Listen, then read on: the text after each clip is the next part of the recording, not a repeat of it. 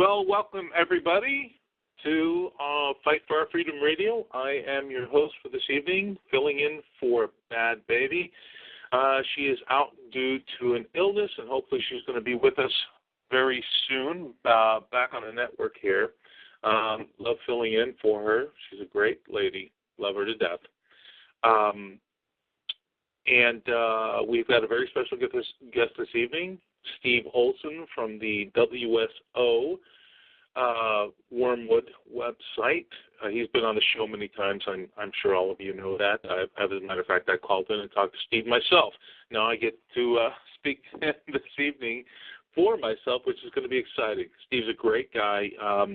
Wonderful information he brings to the table. So that was our bumper music, ladies and gentlemen. And again, just so you know, for you joiners into the show who are late getting in here, Bad Baby is out, so I'm filling in for her. I'm Robert Pepino, and welcome to Fight for Our Freedom Radio. Now, I know this evening we have Mr. Steve Olson from WSO Wormwood Research, which I'm really looking forward to this conversation this evening, actually, because Steve's a great guy. I follow his work all the time. You know, he has information coming in from all over the world, which is wonderful, because it goes to show you how many people are interested in what's really happening to our planet. I mean, and the reality is we can see this happening every day.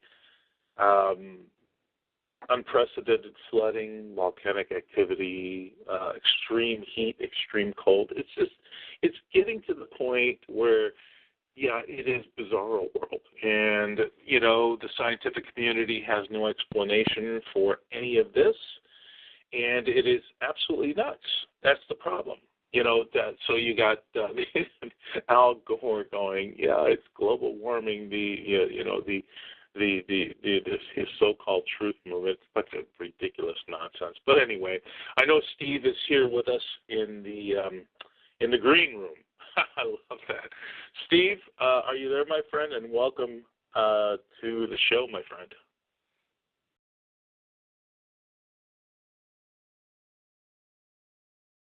Okay, so I guess we're still waiting on getting hold of Steve. Bad Baby just texted me in the chat saying, yeah, she's getting hold of him. So, you know, the reality is this is what we're facing. I follow this every day. I research this every day. This is part of my habitual cognitive, sensibility, and because I realize what's happening. Unprecedented floods. Look what's happened in Russia.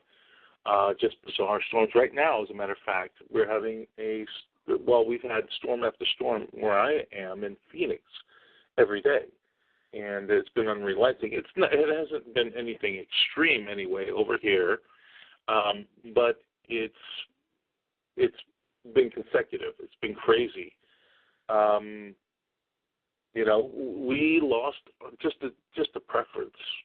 Excuse me, what I was saying is that our monsoon season, which is everybody used to talk about this. For any of you guys listening who live in Phoenix, you understand this. We used to have what was called a monsoon season. These heavy cloud systems would come in, and usually because, we're in a valley, and because of the hot and cold air pressure being very hot and cold, would create this cloud or the extreme dense cloud system, but would never really come into the valley. But we would have these tremendous, and I'm telling you, tremendous winds and sandstorms and just these incredible light shows. Well, that's all changed. There's really no monsoon season anymore. Now the clouds inundate, they come in, they throw a heavy downpour on us, so this has been relentless. But more so now this year, I've noticed, than any other year. So it's extreme, For example, let me do something real quick, because this is a website I go to all the time. They're very accurate, and they're reporting on extreme weather events, what's really taking place. And I refer to this website all the time because, you know what? They're not biased in any way. All right, they report on what is happening. These are the facts, and the name of the website is SOTT or SOTT, however you want to, pronounce that. It's SOTT, which stands for, it's the abbreviation for Signs of the Times. And if you scroll down on their website, Signs of the Times, you come upon one of their pages called Earth Changes. And you can look at this, and they report on exactly what's going on locally. Forget the propaganda news networks, the communist network station, CNN, or Fox, or MSNBC, or any of the rest of them, because they're just nothing but a bunch of propagandists trying to, keep you asleep. But I have a sneaky feeling that most people are starting to wake up. Not all, but a good portion of people are waking up. So here's the headline, right? And their headlines are constantly coming up on their website, which says, California sees 100 new wildfires in 4 days, and more are surely on their way. So if we get into this a little bit, and we just read just a little bit, because this is reality, folks. This is what we're dealing with. And if you remember the wildfires last year, they said unprecedented, the most devastating wildfires that we've seen in years. Well, they seem to increase exponentially every year now, don't they? There's a reason for all this. But let me read into this a little bit. It says firefighters and determined residents of Mariposa County continued their battle against the massive Dweller Fire. I think it's Dweller Fire. I'm sorry if I'm mispronouncing that. On Thursday, as wildland blazes continued to burn around the state, generating smoke for hundreds of miles. Now, the problem is this, that we have continual wildfires, right?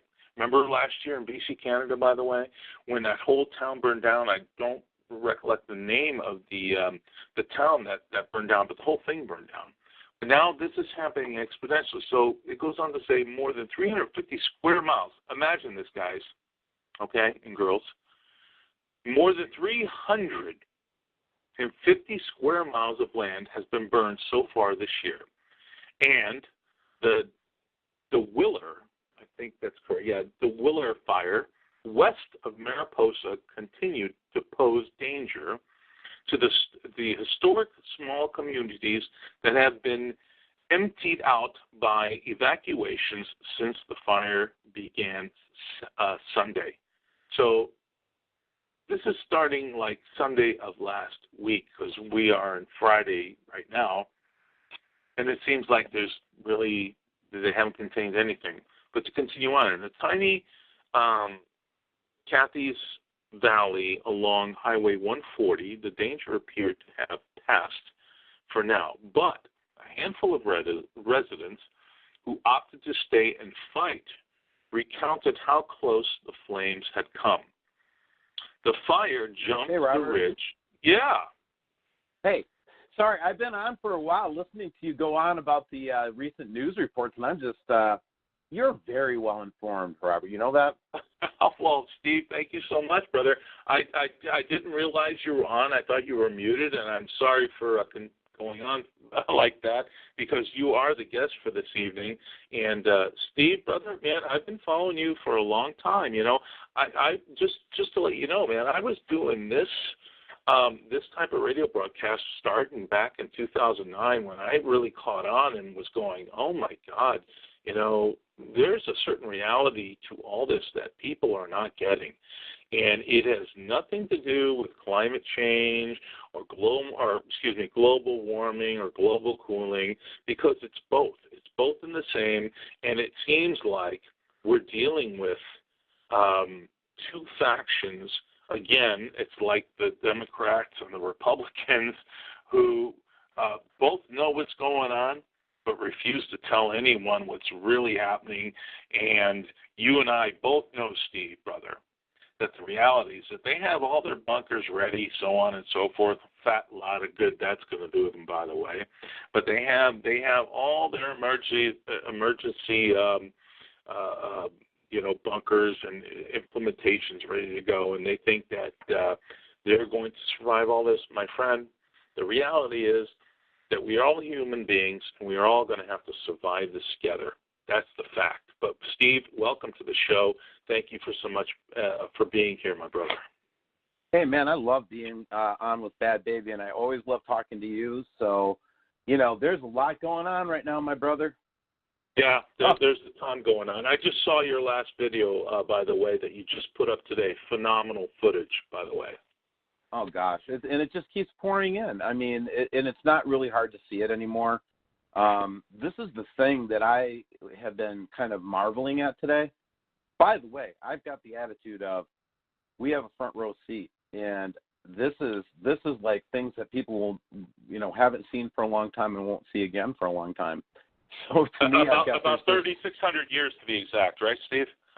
Something like that. Or, I haven't bought totally into 3,600 years because there might be a 3-cycle pass before it gets close enough to us to do anything to us, which is why I think that, they still got affected, but the huge asteroid strike is almost conclusively 10,000 BC.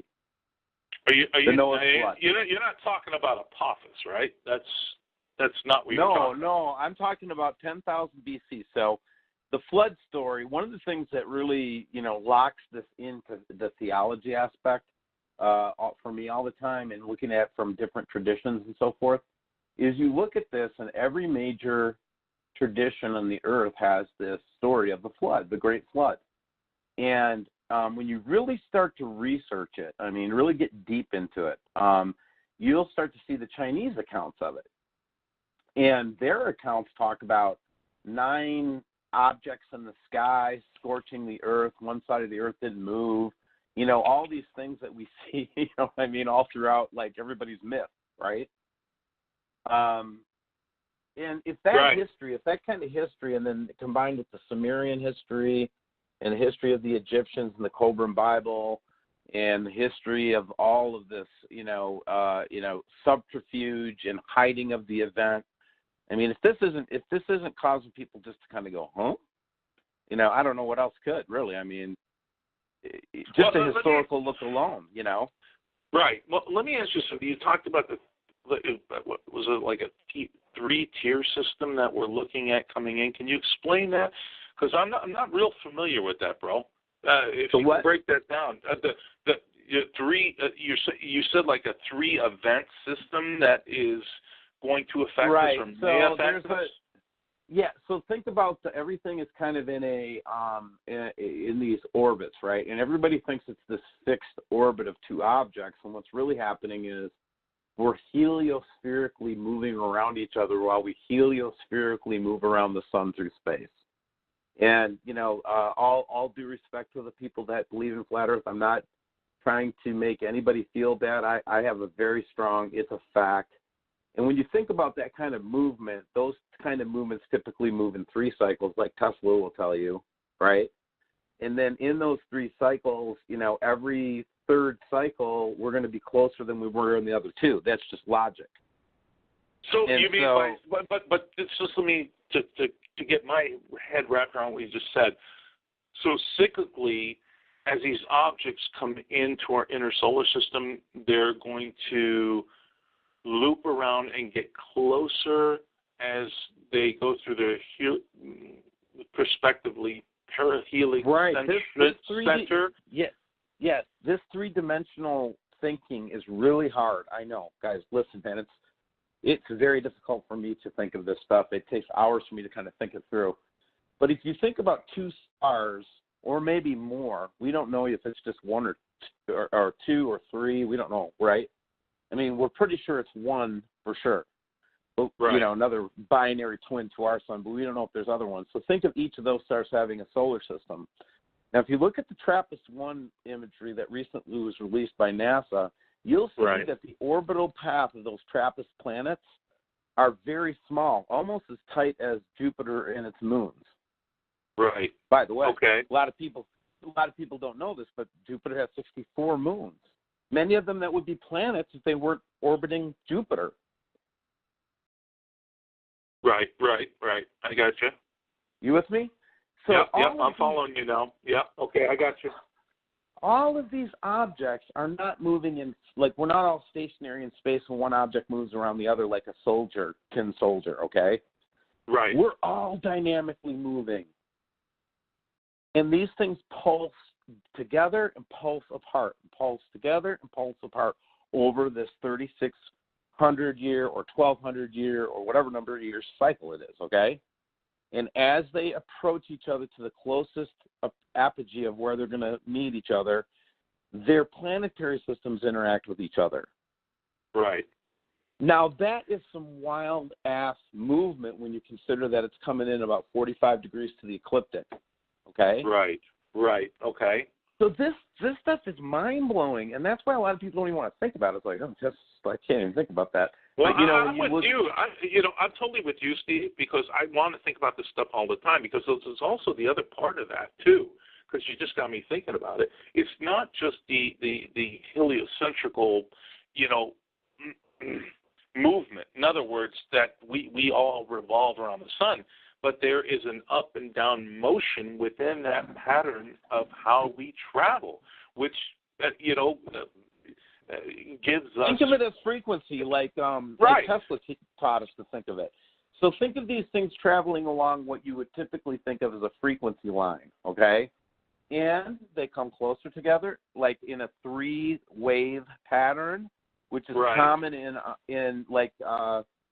three-cycle electricity. If and again, the Air Force taught me all this stuff. So it's not like it's not like I picked. Air Force had to whip me into shape. You know what I mean? Right. They made me study my books. But anyway, if you think of that three-wave synchronous pattern of the three-phase electrical cycle, that's what you might see in planetary or in the same pattern in the movement between a binary star, or a trinary star system. Okay, lots of stuff going on, including that their system will have an asteroid belt. Our system has an asteroid belt, but so does theirs. We have an Oort cloud. They have an Oort cloud. But Steve, let me ask you something. Okay, so we're either a binary, trinary system, and I got all this, brother, that most stars are binary or trinary. That's a fact, okay? Even if the scientists don't want to tell anybody or don't want to admit it, we discovered this on our own. I got that, man. Yeah, you and I, people like us, researchers that have really done the homework, like we watch where the sun sets every night. We have a study based out of Rockford, Illinois. We do nightly observations of the positions of the different constellations, planets, et cetera. I mean, we got a team, and what we're finding I know is you got a worldwide team, actually, right? You got a worldwide team. Right. Switzerland, Israel, South America, Australia loves us, man. We love Australia too, by the way. To all the Australians out there. Yeah, absolutely. And I'm just saying, these are people with good hearts, Robert. They're not like, they're not crazy people, man. They're like down to earth lawyers and doctors. And that's right. The emails that I get are from smart people, and they keep telling me just keep going, man, because you're right on. I mean, we're watching the same evidence, and it's getting harder and harder for them to lie about it. But when you're so asleep, like so many people in the world are, just trying to scrap along for their day-to-day existence and trying to get food on the table every day, how do you got time to look at this stuff? That's exactly right. That's exactly right, Steve. And we may have a caller coming in online here. Guest 21, I just said, it says we got a guest, long-time listener, first-time caller. So if guest 21, if you want to call in, we're here for you, brother. But the reality of this, Steve, is, since I can remember when I first got involved in this, and I woke. I don't know if you did, but for me, my awakening was the whole 9/11. total inside job I realized was a fraud. And then I started looking into free energy and realized the lies that we were being told about all the extraordinary technology that we have that has been suppressed, been bought out and shelved by these bankster class criminals who want to call themselves, our supposed rulers. Well, I have no ruler, and certainly you have no ruler. And all of us, we're sovereign. To this, we are sovereign. That's exactly right, brother.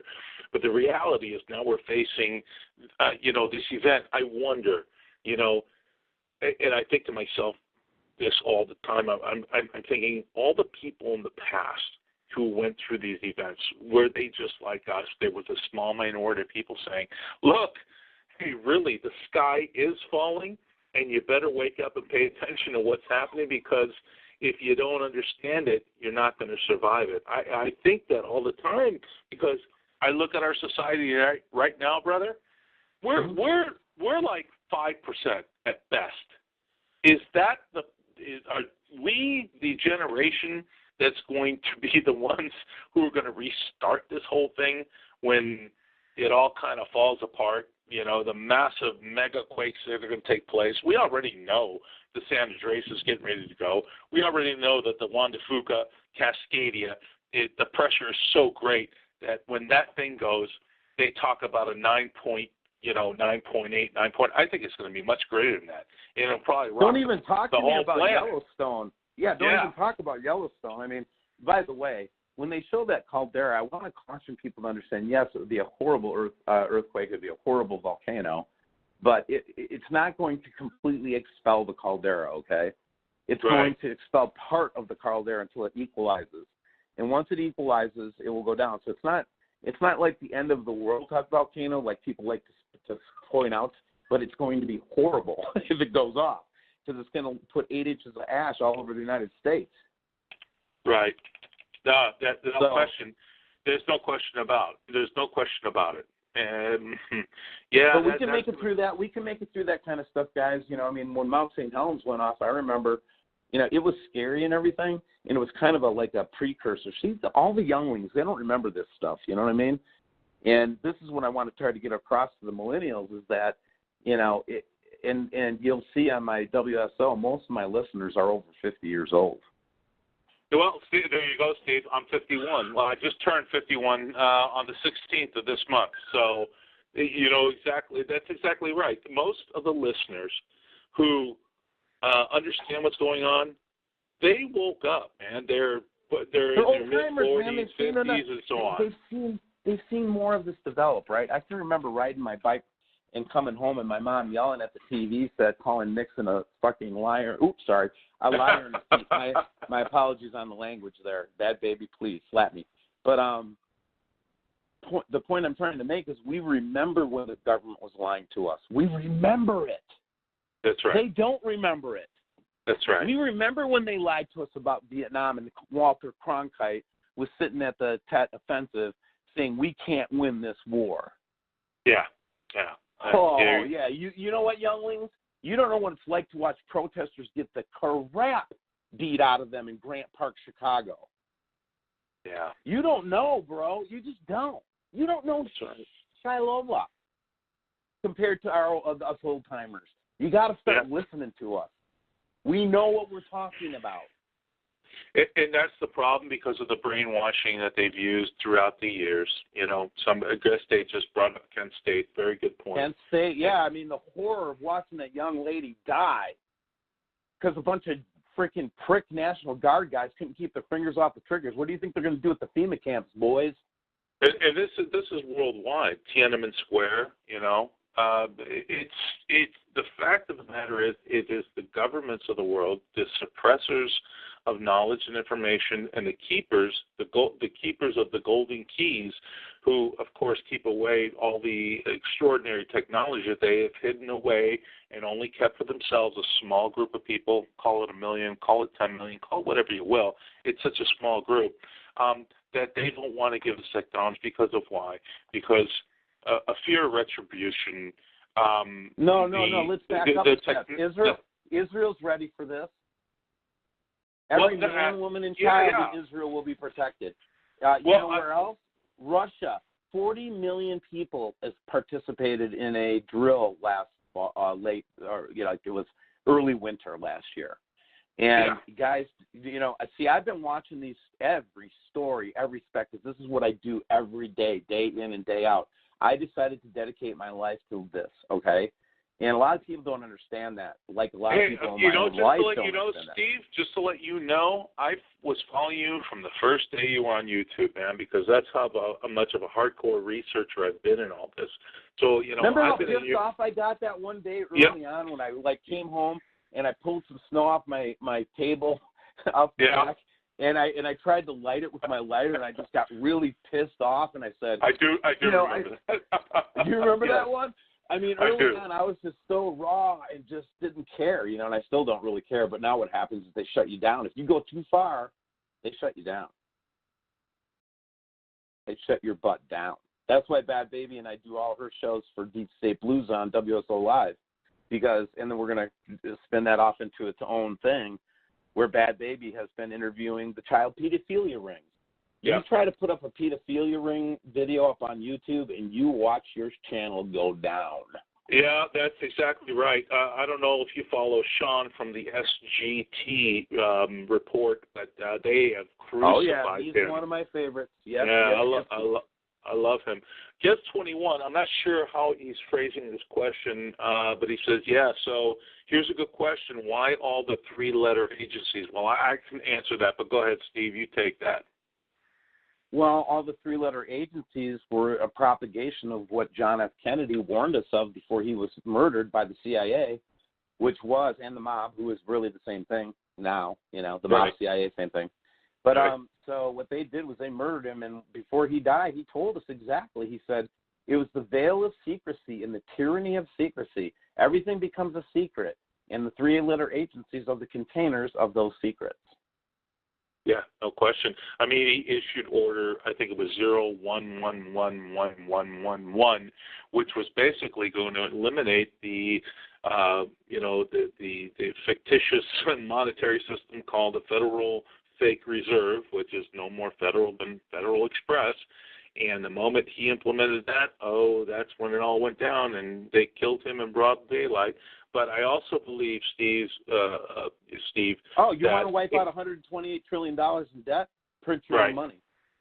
Right. But I also believe, and this is my thought, and you can give me your thoughts on this, is that it coincided with what happened in 1947 with the Roswell crash, because I think he was going to release that information as well. I think he had his hands on it. He got it from insiders within the government. The good guys was what Dick Swear likes to call them, and I like to call him that too. He was going to release everything. He was just going to lay it all on the table, and they said, no, we can't have this. We have to maintain control over the population of the world, and this is not going to happen. I think that it was, worked out hand in hand with both of the things he was going to do, because he also said he was going to destroy, he's going to destroy the CIA. I think his exact words, I'm going to break the CIA into 1,000 pieces. Break it into a million pieces, 1,000 pieces or whatever, And, and guys, when you're old timers like us, it's like the nation was grieving through the 60s because of Bobby Kennedy's murder. And, it's like, so when all of these three-letter agencies and the secrecy and the military-industrial complex and all these guys started getting a hold of all this different information and the control structures through the worldwide banking system and the IMF and all these different mechanisms, the Vatican, all decided that it was in your best interest not to know about this system coming in. Yeah. And this is where it all leads back to why we're researching exactly what we're researching, because it all kind of,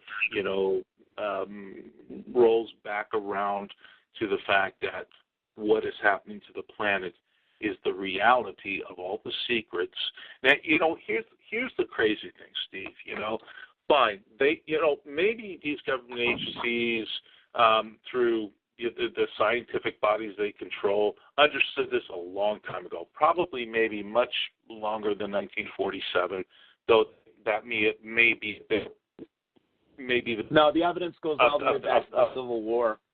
Right. I mean, that's what I'm getting to. Hey, we have a caller, but yeah, as far as I can tell, in American government, I think it goes back to at least the Civil War, if not earlier. Yeah, no, I don't want to interrupt. I don't even want to talk. You guys got callers. Is that my bad girl? Mm-hmm. It is. We need to take this caller, Robert. Let's do it. Let's take the call. Texas? Hi. Oh, God Hello. bless you. Steve, I've learned so much listening to you, and I pray for you and the rest of the True Legends team, and thank you so very, very much for following God's will. Well, thank you for saying that, because I would not have chosen this for myself, trust me. None No of way. us would have. No, it's very painful. Let's just say that. Well, Steve, I would say you were led to it. I think you were led to it just like many other people, just led to do this calling because you know what the reality of things are and you just want to help humanity. It's a responsibility. Absolutely. Right. It's like when you're raised the way I was raised, you know, and my mom, a good Lord, she's in heaven. Rest in peace, Rosie. But when I was growing up, you know, we talked about stuff like this. We didn't talk about specifically Nibiru, but we talked about, you know, Fatima, and we talked about stuff like that because I was a Catholic household. And we had priests that talked about that stuff too. So this stuff wasn't new to me. But what happened is that, you know, as the pieces started coming together and I started to see, well, wow, we're really in this time that, you know, all these prophets and everybody talked about, then you start to look and you start to see the evidence just grow and grow like I have over the last year. And it's just like, well, you know, I don't want it to happen. I don't want there to be, you know, disasters and stuff that like that are happening right freaking now. You know, I wish to God and pray to God every day that this would not happen, but it's not my will, man. It's not. No, it's not. I don't have. And it's not your choice either. It's not your choice. Well, I think, you know, go ahead. I'm sorry. I'm just blathering now. Well, and we all can do that at this point. I don't even. I'm so ecstatic to be on the phone with Steve. I'm just beside myself. It really, it's an honor. I want to go back to it's a responsibility because we all know those Christians who love the Lord, and the end has always been coming. Yeah, but you don't understand what's coming. So how are you going to stand when you're facing giants? When demons are really right in your face, what are you going to do? Well, and they just look at you with that blank look like you're nuts. Yeah, but see, I go back to Gideon, right? And I don't mean to go religion on everybody here, but you know, I'm a very deep spiritual person. I'm a Zen Christian. A lot of people don't like the Zen part, but you know what? Jesus had to go to the mountain. I have to go to the mountain too. But you know, when Gideon, you know, when finally he got down to his group that was going to do this work, great work for God. I won't get into the details of it because there's this big long lesson in it. But to make a long story short, they started out with 40,000. They ended up with 300.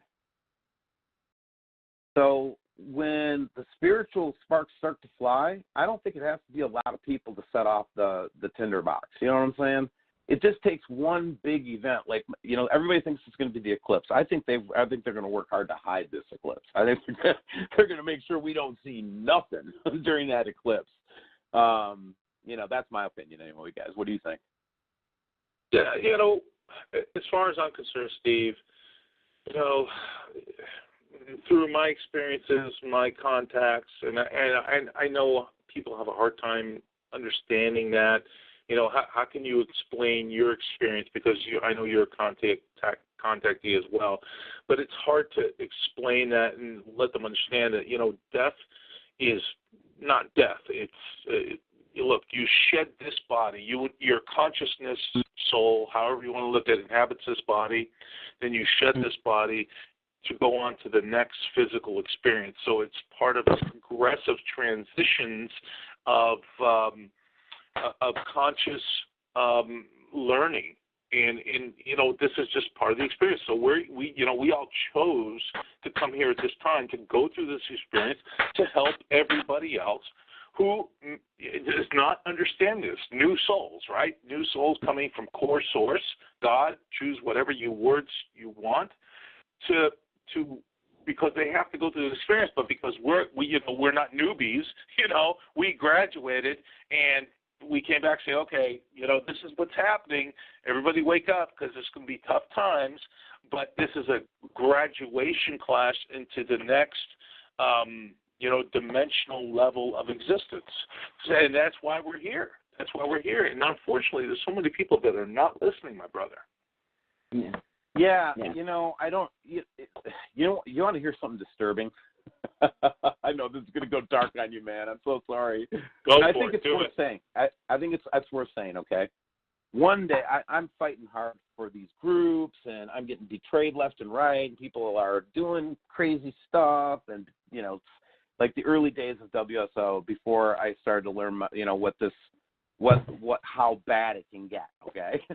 Sure. Really how bad it can get. Hey, Steve, I saw it all, man. I watched it all, and my heart was breaking. But the reality is, you're here. Yeah, well, again, it's like, what does it do? It makes you stronger. If it doesn't kill you, it makes you stronger. It's really true. It's really, really true. That's right. All right, so I'm sorry, but it's true. But anyway, so, we're facing this thing, and I was just fighting so hard for groups and all that stuff. And the Lord might give me another chance on that. I feel like it's brewing around the Thrival event that maybe we'll try to get some groups back together again. A lot of them survived after all the, melee that happened around me.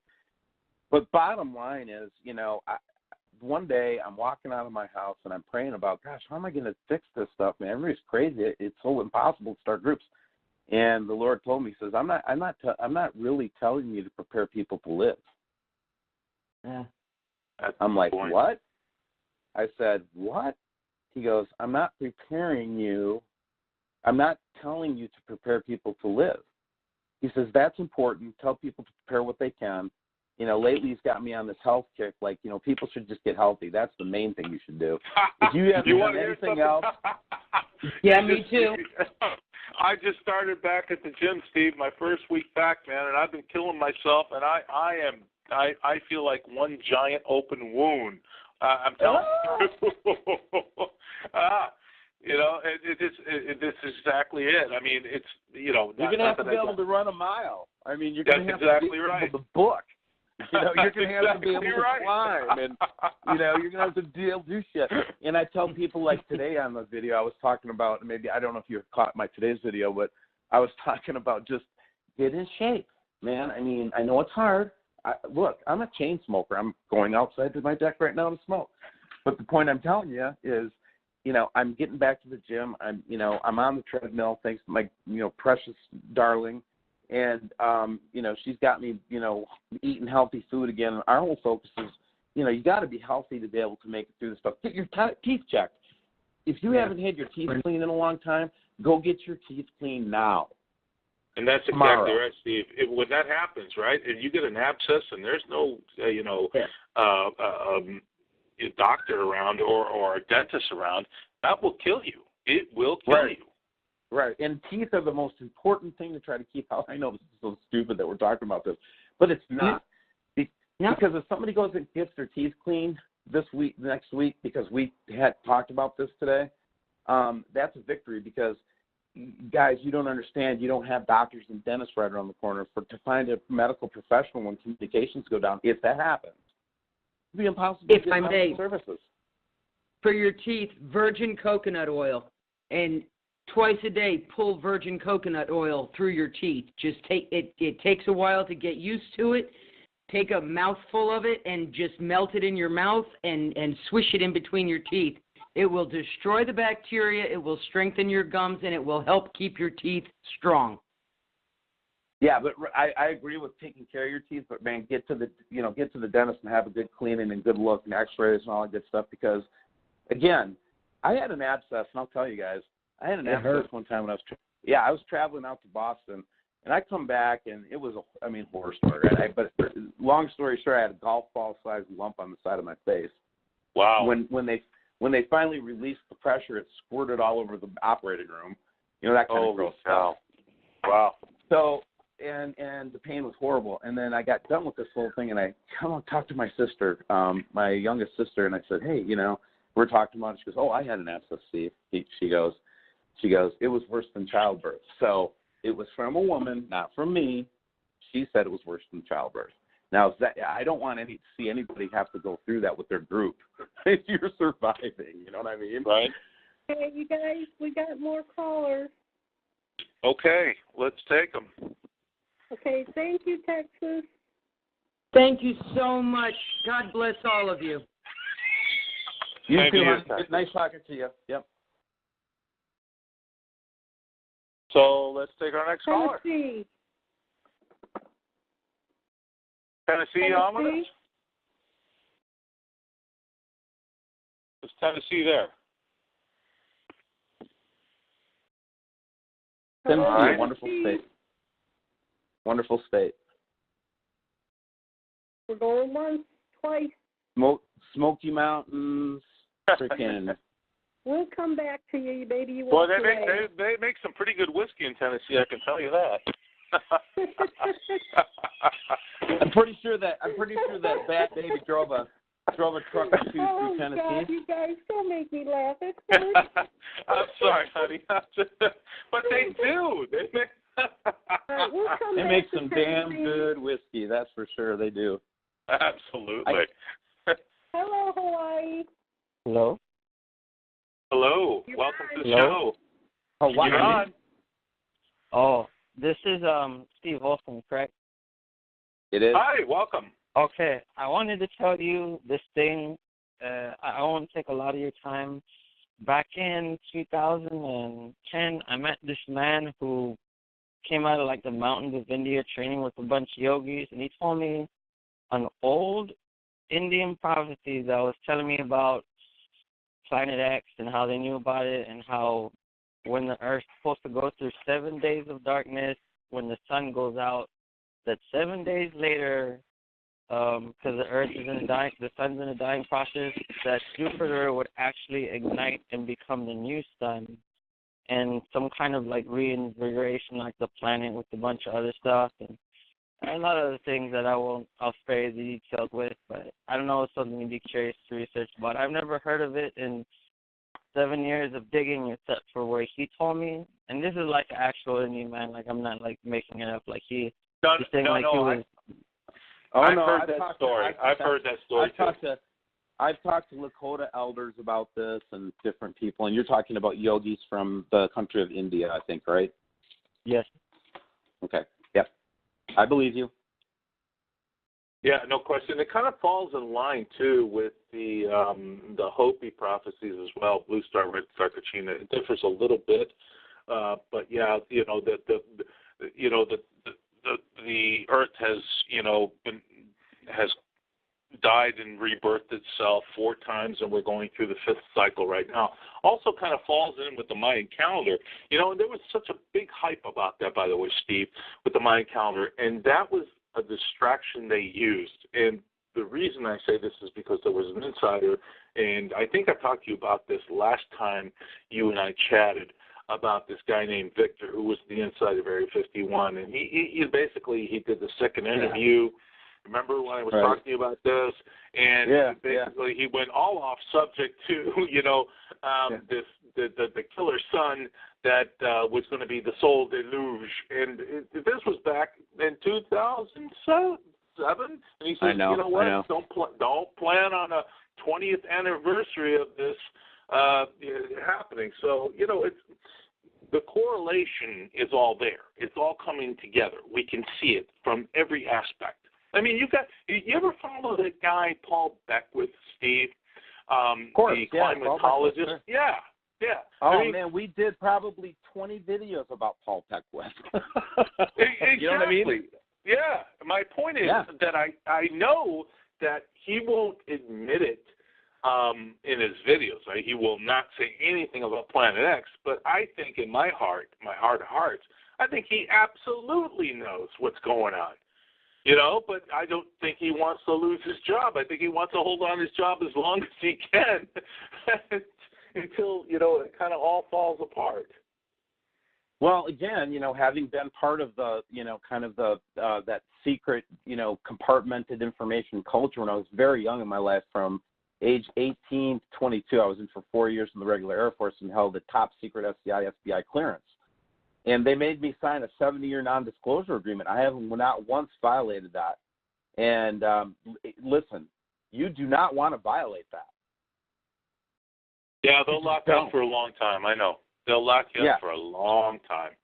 My biggest thing to advise people of is, if you're ever told because of an experience that you see or something like that, to sign a document demanding your secrecy under penalty of imprisonment or whatever, do not sign it.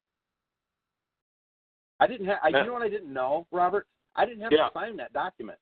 I was already a civilian, and I didn't really realize until I had actually left the base and I was driving back to Wisconsin to go join the Air National Guard, which I did for 6 years, by the way.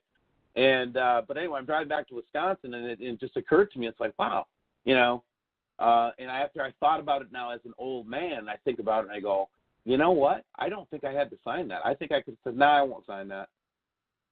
And I walked right out. They threatened you, and because at the time you didn't know what was really going on, you just complied. And I got that. I get that. I totally get that. So when it's the manipulation tactics. Yeah, and the thing about it is what I can talk about is the whole specially compartmented information, the SCI clearances and all that. It's exactly what Kennedy warned of. It's so compartmentalized that the good people never get to see a big enough part of the picture for them to really open their eyes and say, holy, whatever. And the bad people have all the eggs in their basket. So the good people only get what they want them to see. That's what's happening. I absolutely agree with you. You know what gives me a real kick in the pants, by the way, Steve, is that these so-called people within the know. They think they have this whole thing wrapped up and they're going to survive this whole thing. I loved it when I think I saw it. Was it 3 weeks ago or 4 weeks ago, where the seed vault in Norway? The permafrost started melting and inundated the vault with all kinds of water, so the seeds rotted. So it's like this, brother. They think that they have their plans set in place so that when this whole thing comes down, that they're going to run or escape into their underground tunnels. Well, that just already proved false just by the seed vault and the permafrost melting within the vault, that the seeds rotted, and now they will have to refill that whole vault with seed vaults, if they even choose to do that again, because if the permafrost melted and you have a massive inundation of water within that area, those seeds are worth nothing. So maybe, and I'd like to hear your thought on this, that they're coming to a realization that, you know what, they're no more above us than anybody else. And hopefully they come to the realization that we all have to face this together. This is one of the things I've always talked about. We all have to face this together. We're human beings. My friends, you and I have always agreed on that. And I have 2 points to make. The first one is that, yes, I agree. And here's the way that they're keeping us apart, because this is a long stretch out cycle of events that are going to happen, phases, if you will. Okay, and we're going through them every day. Right, and they're slowly increasing in intensity over time, because now we've watched it, Robert, you and I, for however many years, right? So you start to see the cycles, you start to see the patterns, and what's happening is what we don't realize is that it's a big solar system. It's not like this teeny tiny little. It takes a long time, and it's like, here's our microwave culture coming out on us, right? We're like, we think it's just because we saw a planet that it's going to happen tomorrow or whatever, right? That's not how it works. It's going to unfold over time. And then you've got the government clearly obfuscating the sky. Without any doubt or reservation, I will tell you they are hiding this with every ounce of their being. Okay? Well, So I absolutely agree with you. And you've been talking. You've been a big proponent of this lensing effect that they're creating off the sun, because the sun has been going dark, so they have to do something in order to create the natural light which comes off the sun. Do you think there are multiple? I don't know how to explain it. Is it just one solar mirror, or not a mirror, but a reflector? No. They're using, or is it multiple reflectors that they're using worldwide? Geostationary. Some of them are geostationary. So a lot of these like orbs that I get from people, and I'll get a video, and it will just stay in one place in the sky. It's clearly an object up there. It's clearly something that's obfuscating, bending the light. Okay. And as you look in closer, you see it will always be a Fresnel-type shape. It would be as simple as them blowing up a giant hot air balloon. I mean, to make it as simple as possible for people to understand, to create a lens like that. Any gas will refract light if it's pushed through a Fresnel shape. And so what's going to happen is that they'll have these pre-positioned, units, and then they've got this super white light generator, artificial sun. That is why we have the UV light. That is why one reason why the UV might be so high, because they use it like a flashlight in your face. Let's say we're in a campsite, Robert, right? Right. And you and we're sitting by the fire, and I turn on my 100 gazillion watt light in your face. What will you see behind me? Well, I mean, you will not see anything. I will have blinded you to anything that's around me or behind me with that light. Just really quick, the last caller hung up, but if you want to call back in, please do so, but we thank you for calling in. I'm sorry, Steve, I didn't interrupt. Go ahead. We have a caller waiting right now. I'm sorry, I don't mean to be rude. But the point is, it's a combination of these pre-positioned, very inexpensive, very easy to deploy lenses and technology that makes white light so that it's very difficult to see this stuff. And then you combine that with the chemtrailing, which, if you'll notice, is always around the sun, my friends. Right. You know why it's there? Because it's diffusing the light for you. And on days when the sun is strong, they don't use it, and it's like a clear day. There's nothing going on. But what you don't realize is that the whole stratosphere has been completely polluted with stratospheric injections to the point where that aluminum particulate is up there so thick you can't see nothing in the sky unless you get lucky. And that's what we get at WSOs, lucky people with lucky pictures. Right. Right? And one thing I have noticed, though, Steve, is that, especially here in my area, because I'm in Phoenix, the chemtrailing has stopped. It has absolutely stopped, because this is one of the things I follow, just like you. I look up the sky every day. The chemtrailing has stopped. How has it been in your area? Well, again, what you find is it's a cyclical and regional pattern of chemtrailing that they do based on, again, these very complex orbital patterns of these interacting solar bodies, okay? And it's very complicated planetary dynamics, and so they know when there's optimal viewing conditions for this stuff, and that's when you're going to start chemtrailing, or when there's a danger of electromagnetic radiation. And then because what they're really trying to do is kind of a last-ditch effort to keep that radiation level down. If you look at the recent data from California, we've had a 13% increase over the last 2 years in stratospheric radiation. And there's no explanation for that when people are saying that our sun is going into a minimum phase. Okay? And that's what I question as well. That's what I question as well.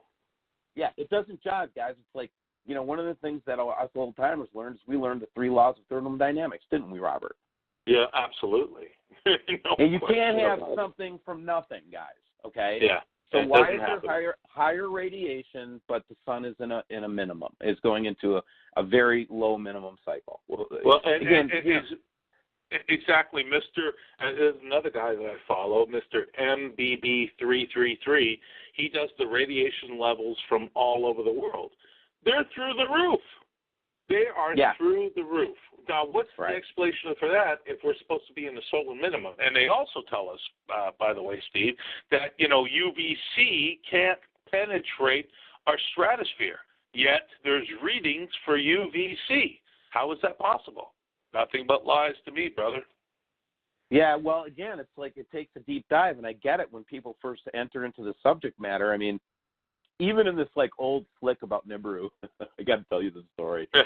So it's this old flick about Nibiru. I can't remember the name of it. It's like, but anyway, it was based on the zodiac, and this professor of archaeology kind of figures out, oh my God, these are the signs of Nibiru coming, and you know, there's a certain thing they have to do to save the Earth, kind of thing.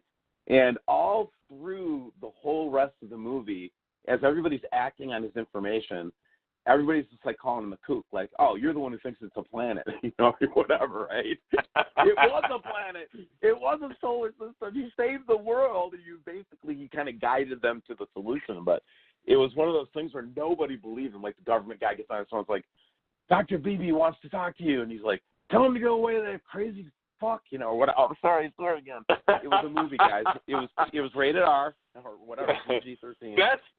Steve, best movie made about that, in my opinion, was The Fifth Element. Okay, it was obscured with a lot of nonsense and a bunch of sci-fi with all that.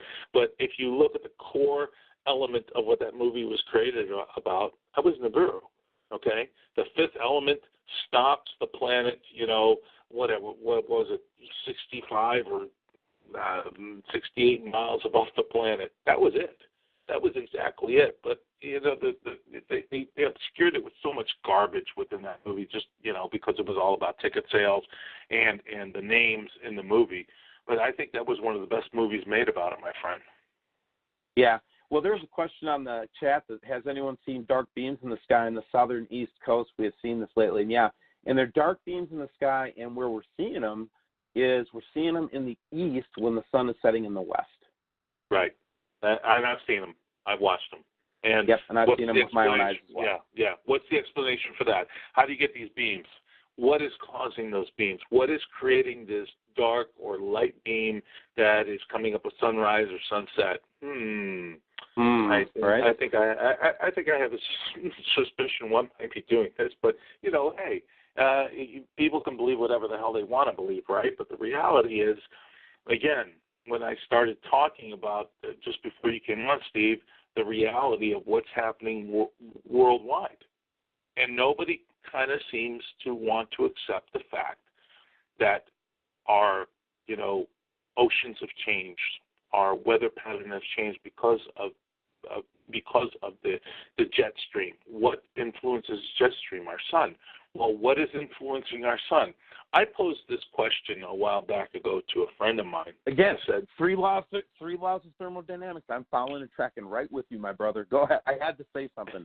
Yeah, it's no, simple absolutely. Thermodynamics. You can't create something out of nothing. Go ahead. Exactly. Unless you're the Federal Reserve. Go ahead.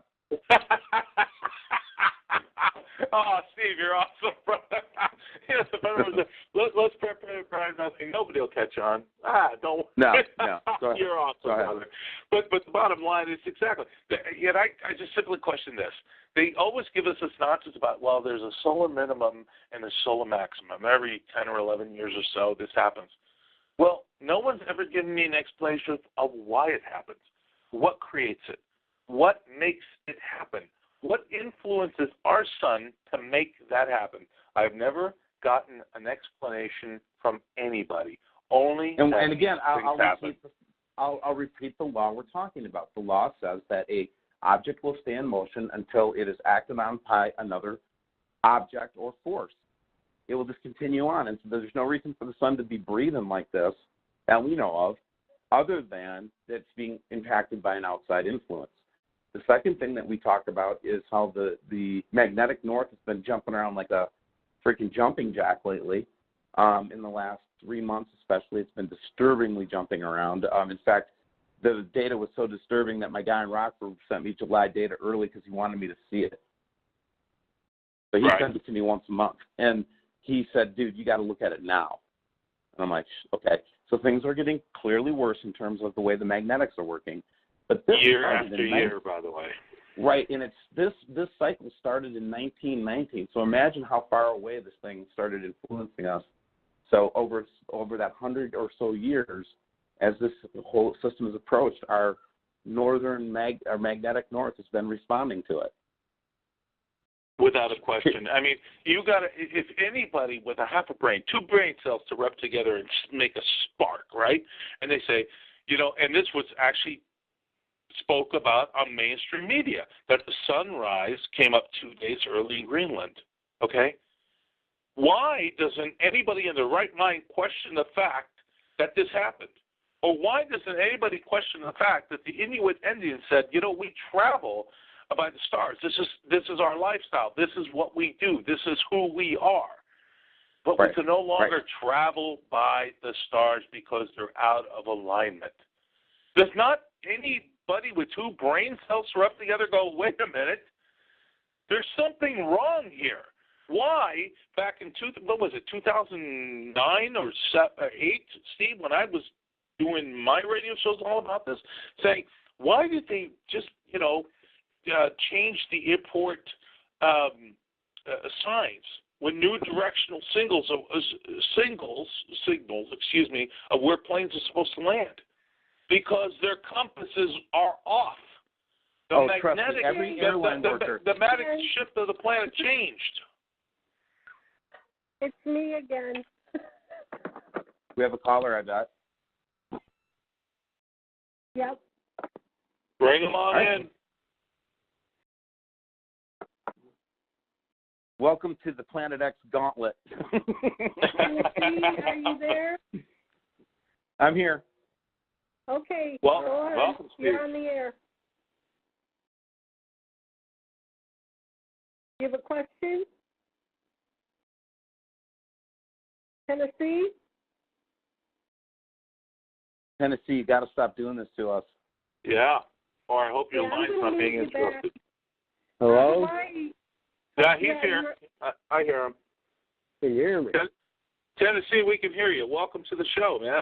Welcome. Hey, how y'all doing? Doing well. I was Better just than I listening deserve to to be y'all. doing. Go ahead, Tennessee. I was just listening to y'all. I like your stuff, Steve. Thank you, sir. This is John, boy. I sent you that stuff on that old 1980s news article from Memphis. Oh, yeah. I talk about that all the time, man, because it was one of those, dark, microfiche, laying in the archive type articles. And this guy, your name is Steve? No, I'm Johnny. Johnny. Okay, Johnny. So Johnny pulls this out and sends it to me. And what it is it's all these astronomers talking about what they think this thing is that they found. And it was like a fully reported article. The astrophysicists are all arguing about, is it a neutron star or is it a brown dwarf or what is it, And IRAS will settle this question as it brings us pictures back from space and then that was silent. You didn't hear any, you never heard from those astronomers again, did you, Johnny? No. I was I don't know, I was pretty young then, and it was in the newspaper, and I was always been into astronomy all my life, since I can remember. I bet you watched every Apollo launch, didn't you? I bet you watched every Apollo, didn't you? Well, I'm not that old.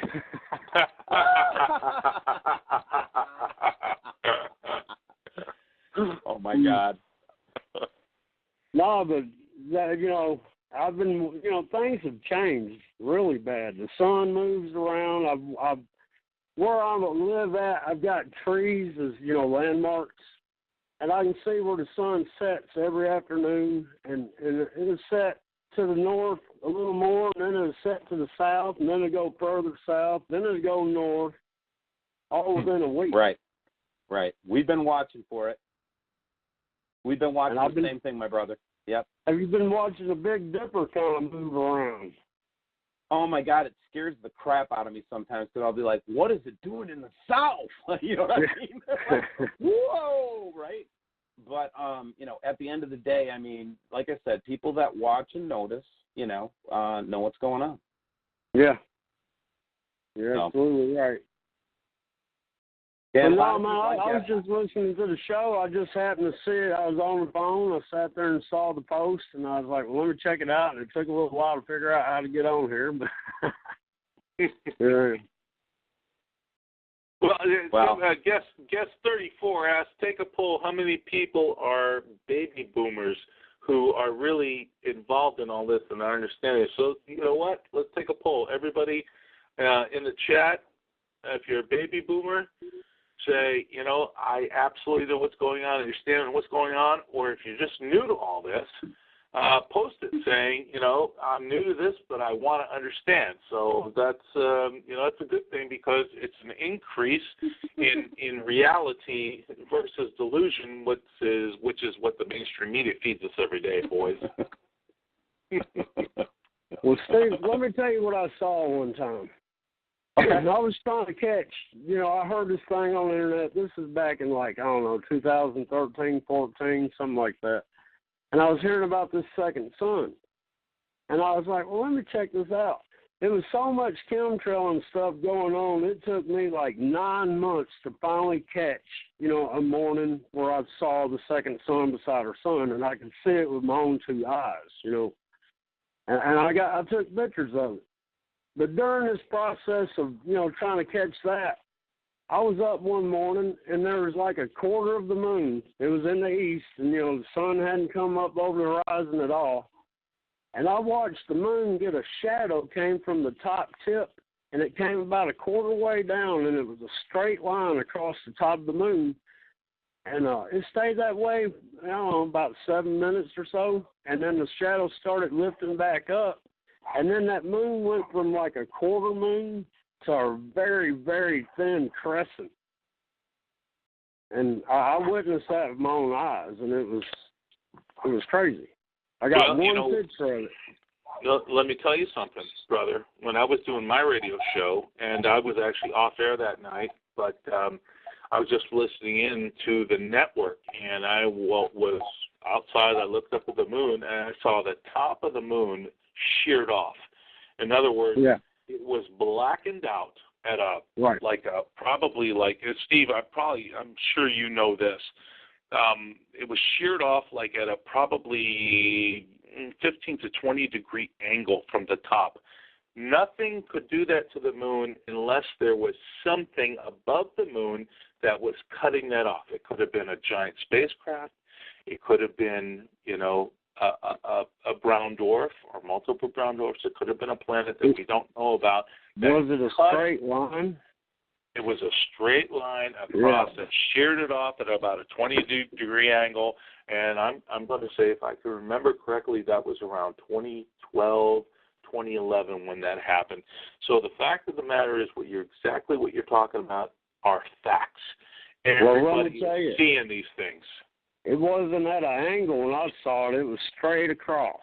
So that shows that it's moved its position, right? Right.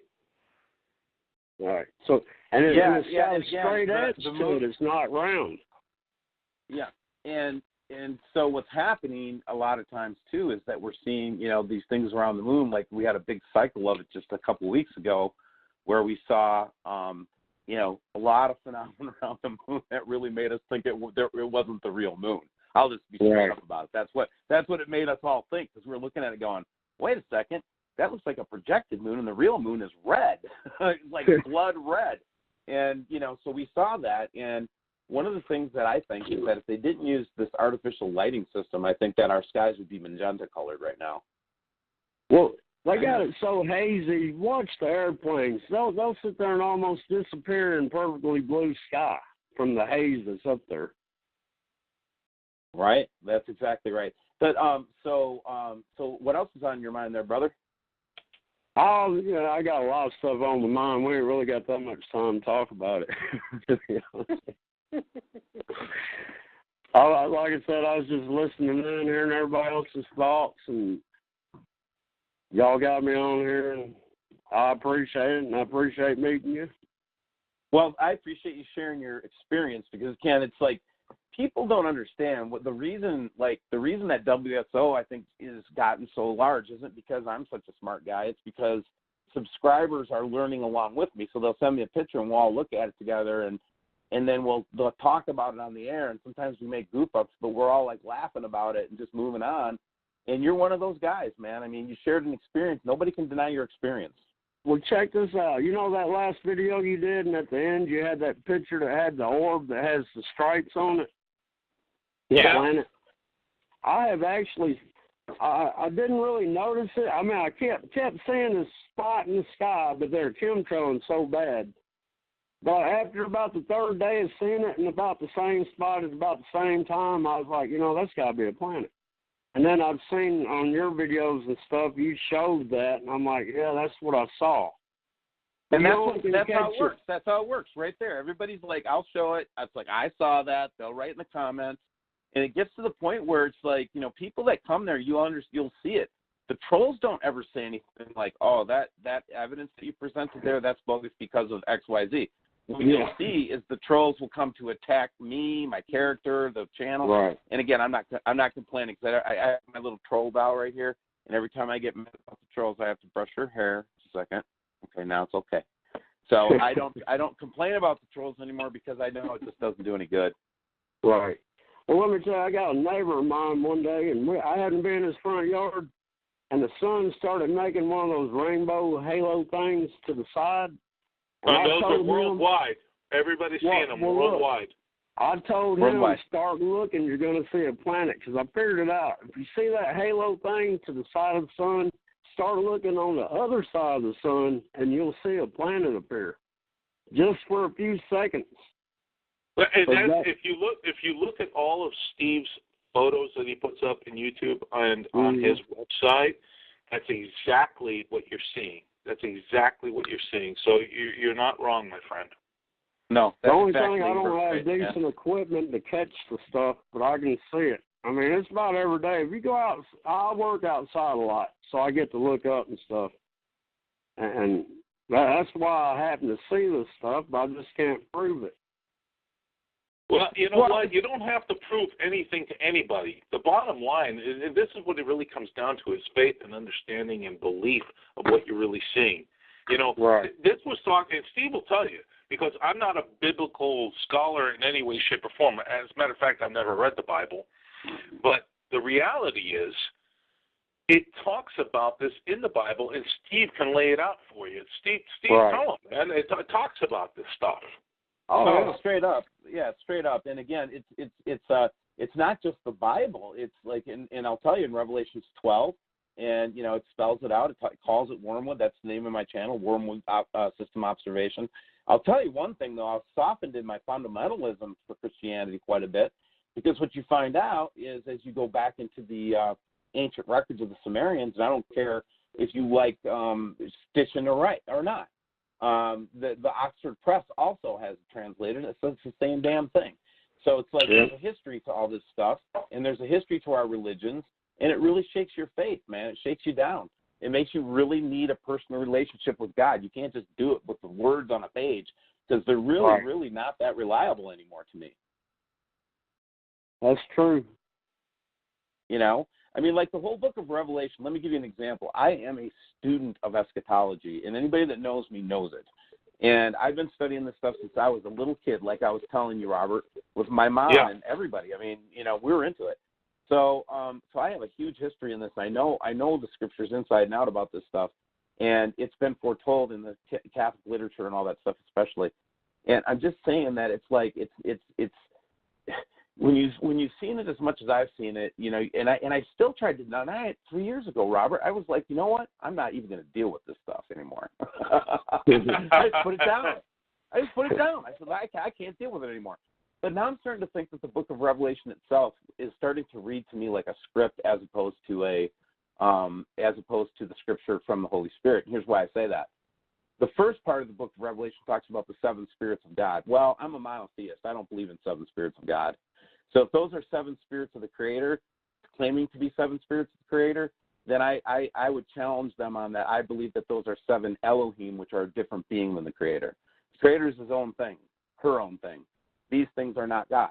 Why do I have seven spirits of God? Why do I have seven churches that don't mention any of Paul's churches? The book of Revelation is full of holes. And in this story, everybody's got to die. Everybody's got to die, man. Blood has to flow to the... And I'm just thinking to myself, you know what? I don't believe Jesus requires our sacrifice. He already sacrificed. He said. That's exactly right, Steve. Thank you for saying that, by the way, Yeah. because when they, this is the thing that a lot of eschatologists miss.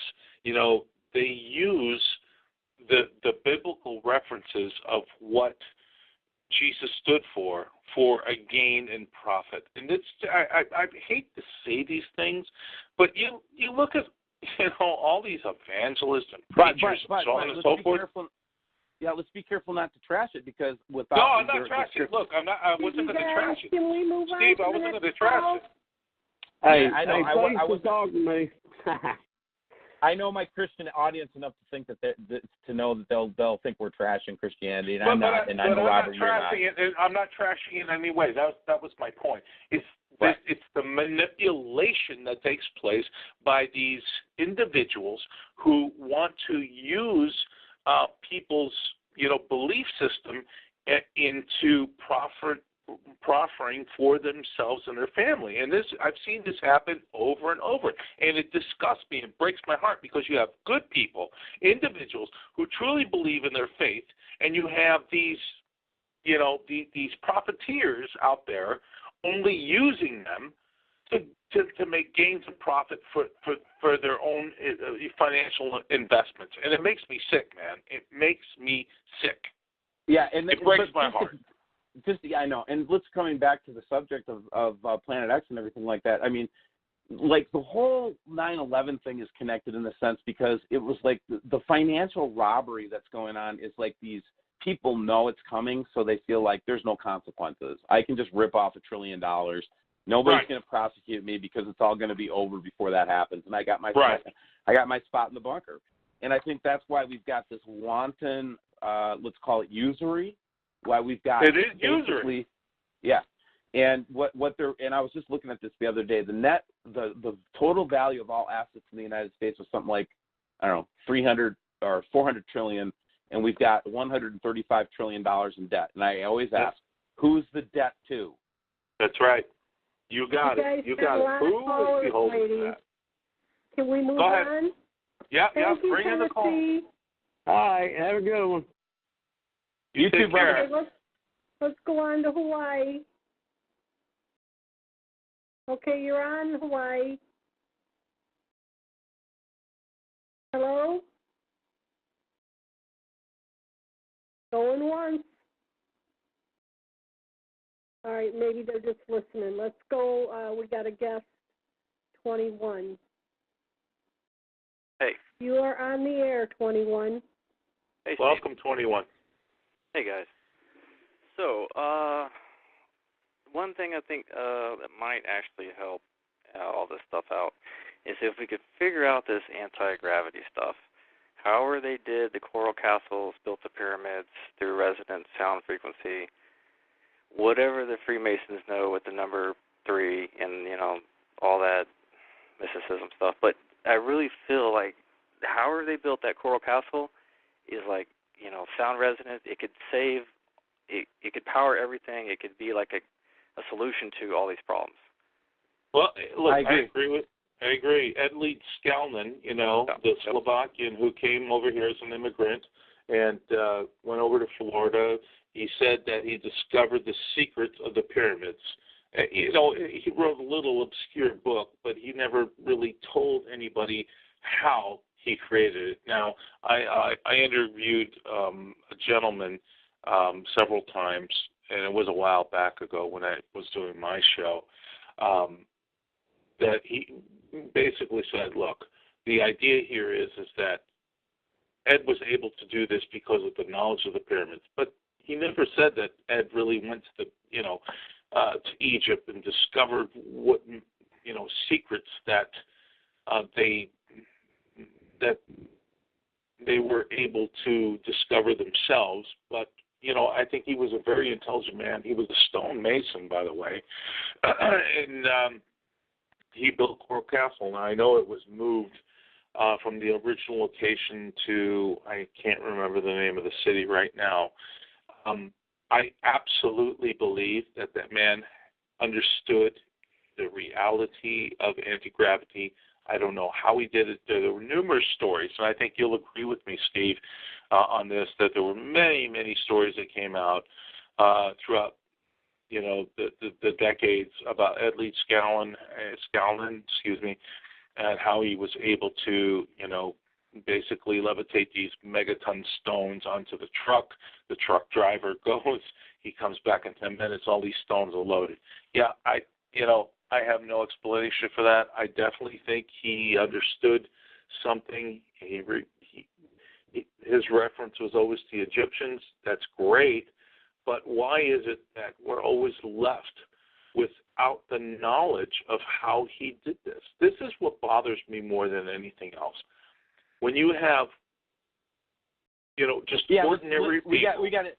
I'm sorry to interrupt you, brother, but we got another caller. Let's go ahead. Bad Baby, who's on? I'd say one thing in closing, though. I believe that his secret was to ring it twice and drop it below. And what he meant by that was to find the left-hand spin and right-hand spin resonant frequency of whatever you're trying to move, and then drop it down an octave. And so, I don't know, I'd like to see maybe a little bit more of that stuff trying to be figured out. And, just great what you guys are doing. Yeah, but your whole thing about frequency is spot on, and I'm a follower of Tesla, and that's what he said, so I believe him. Yeah, and I agree with you, Steve. I agree with you. I agree, but it's just it's always remotely just put into the side where we can't ever figure out how he did this. That's my because only you'd my be only your own complaint. energy plant, and there would be no need for TSA if you have a perfect UFO. I mean, it's all about. And that's what I agree with. And on oil, and I used to work for BP. I even worked for Alex Jones, and it can just tell you these guys are not on your side. Yeah, well, and I agree with you. There's no question about it. I don't have any qualms with what you just said. Well, thank you for the call. All right. Yeah, absolutely. So on to the next call. Who do we have next?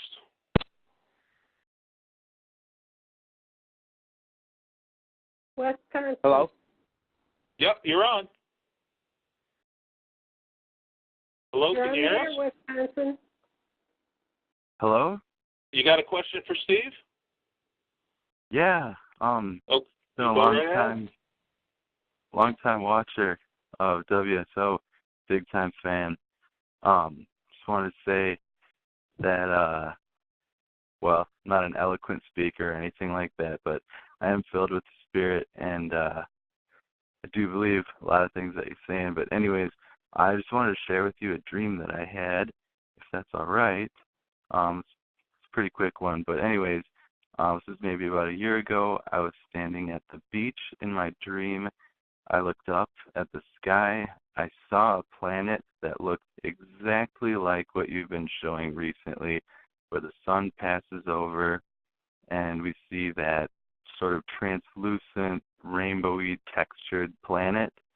I was trying to get other people at the beach to look up at it, and they weren't paying any attention, and so I started basically yelling and screaming, look, it's up, it's right there, look, and they wouldn't look up. And so ever since then, and I've had a couple more, I don't know if you want to call them prophetic dreams or like apocalyptic kind of things, but I do believe in the supernatural, and that God reveals things through dreams. Says that very clearly in the Bible. So I just want to say I'm 100% on board, and what you're doing is amazing to get the word out there. Well, that's thanks, exactly man. I appreciate that. And and you're not going to, I don't think you're going to get an argument from anybody here about the importance of dreams and paying attention to your dreams. So I'm right there with you. Thanks. Thank you so much, man. Yep. You're perfectly normal, man. It's just that there's not a lot of you, so it makes you feel alone. I get it. Oh, definitely. It does feel lonely sometimes, but man, I watch your videos every single day, and you bring me such encouragement, just knowing that there are other people out there who see the same things and recognize it. Right on, man. Thanks you. for calling in from Wisconsin, my home state. Absolutely. And Steve, I just want love to you, man. Love you too, brother. Yeah, me too, man. And I just want to let you know, Steve, I'm sorry if I kind of talk over the top of you. I just get so emotional and passionate about this stuff, man. Sometimes I just want to jump in and just express my thoughts, man. So I'm sorry if I jump in a little over the top, brother. Hey, don't worry about it, man. I get it because I do the same thing, and I get in a lot of trouble. Bad Baby will tell you. I talk over her all the time, man. She's so patient with me. Well, I just want to thank you for being patient with me, brother, because you and I and Bad Baby and everybody involved in this movement, we're all part of this. We're all part of the same birds that flock together and fly together. And I know sometimes you're just like, oh my God, I gotta say this. I gotta say this. So I'm so sorry, brother. But hey, Bad Baby, do we have any more callers?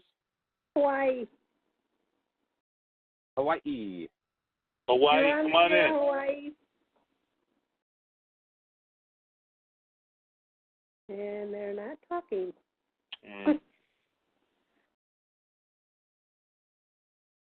Well, that's about it. And we're still taking calls if you want to call in. Yeah, absolutely. The lines are wide open. So, Steve, where do you want to take us next, brother? Well, again, I think that this is that frog. I want to go back to the frog in the water analogy. Where you can put a frog in a pan of water, and if you just slowly heat it up. And I just want to keep reminding people that this is not likely to be big, huge global events. This should be regional type events is what we're going to see. I think there'll be a day when the whole world is affected when we start to see the slowdown in Earth's rotation, which we're already starting to see some of those that evidence. So these, phase 3 column signs that John Moore, who, by the way, will be with us at the Thrival Conference in Minneapolis on August 25th and 26th, and Bad Baby will be there too. But John Moore, who I am a big fan of, huge fan of John Moore. Me too, Steve. Me too. I'm a big fan of his. He was talking about the 3 phases to expect based on his Navy contacts back in 2000. I'm not kidding. No, if you want to know the phraseology, just go find an old John Moore video from 2000. You'll see it. And that's why he never sweated it, man. During 2000, he was talking to John Moore in 2013, no sweat. He's like, don't worry about it, man. Just get ready. Have extra firing pins for your AR-15. You know what I mean? That kind of stuff. Now he's talking a little different. But, man, get ready. Have extra firing.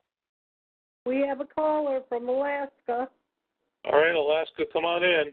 Lay it on, Steve. Alaska. Lay it on, Steve. Yeah. My future home, Alaska. What's going on?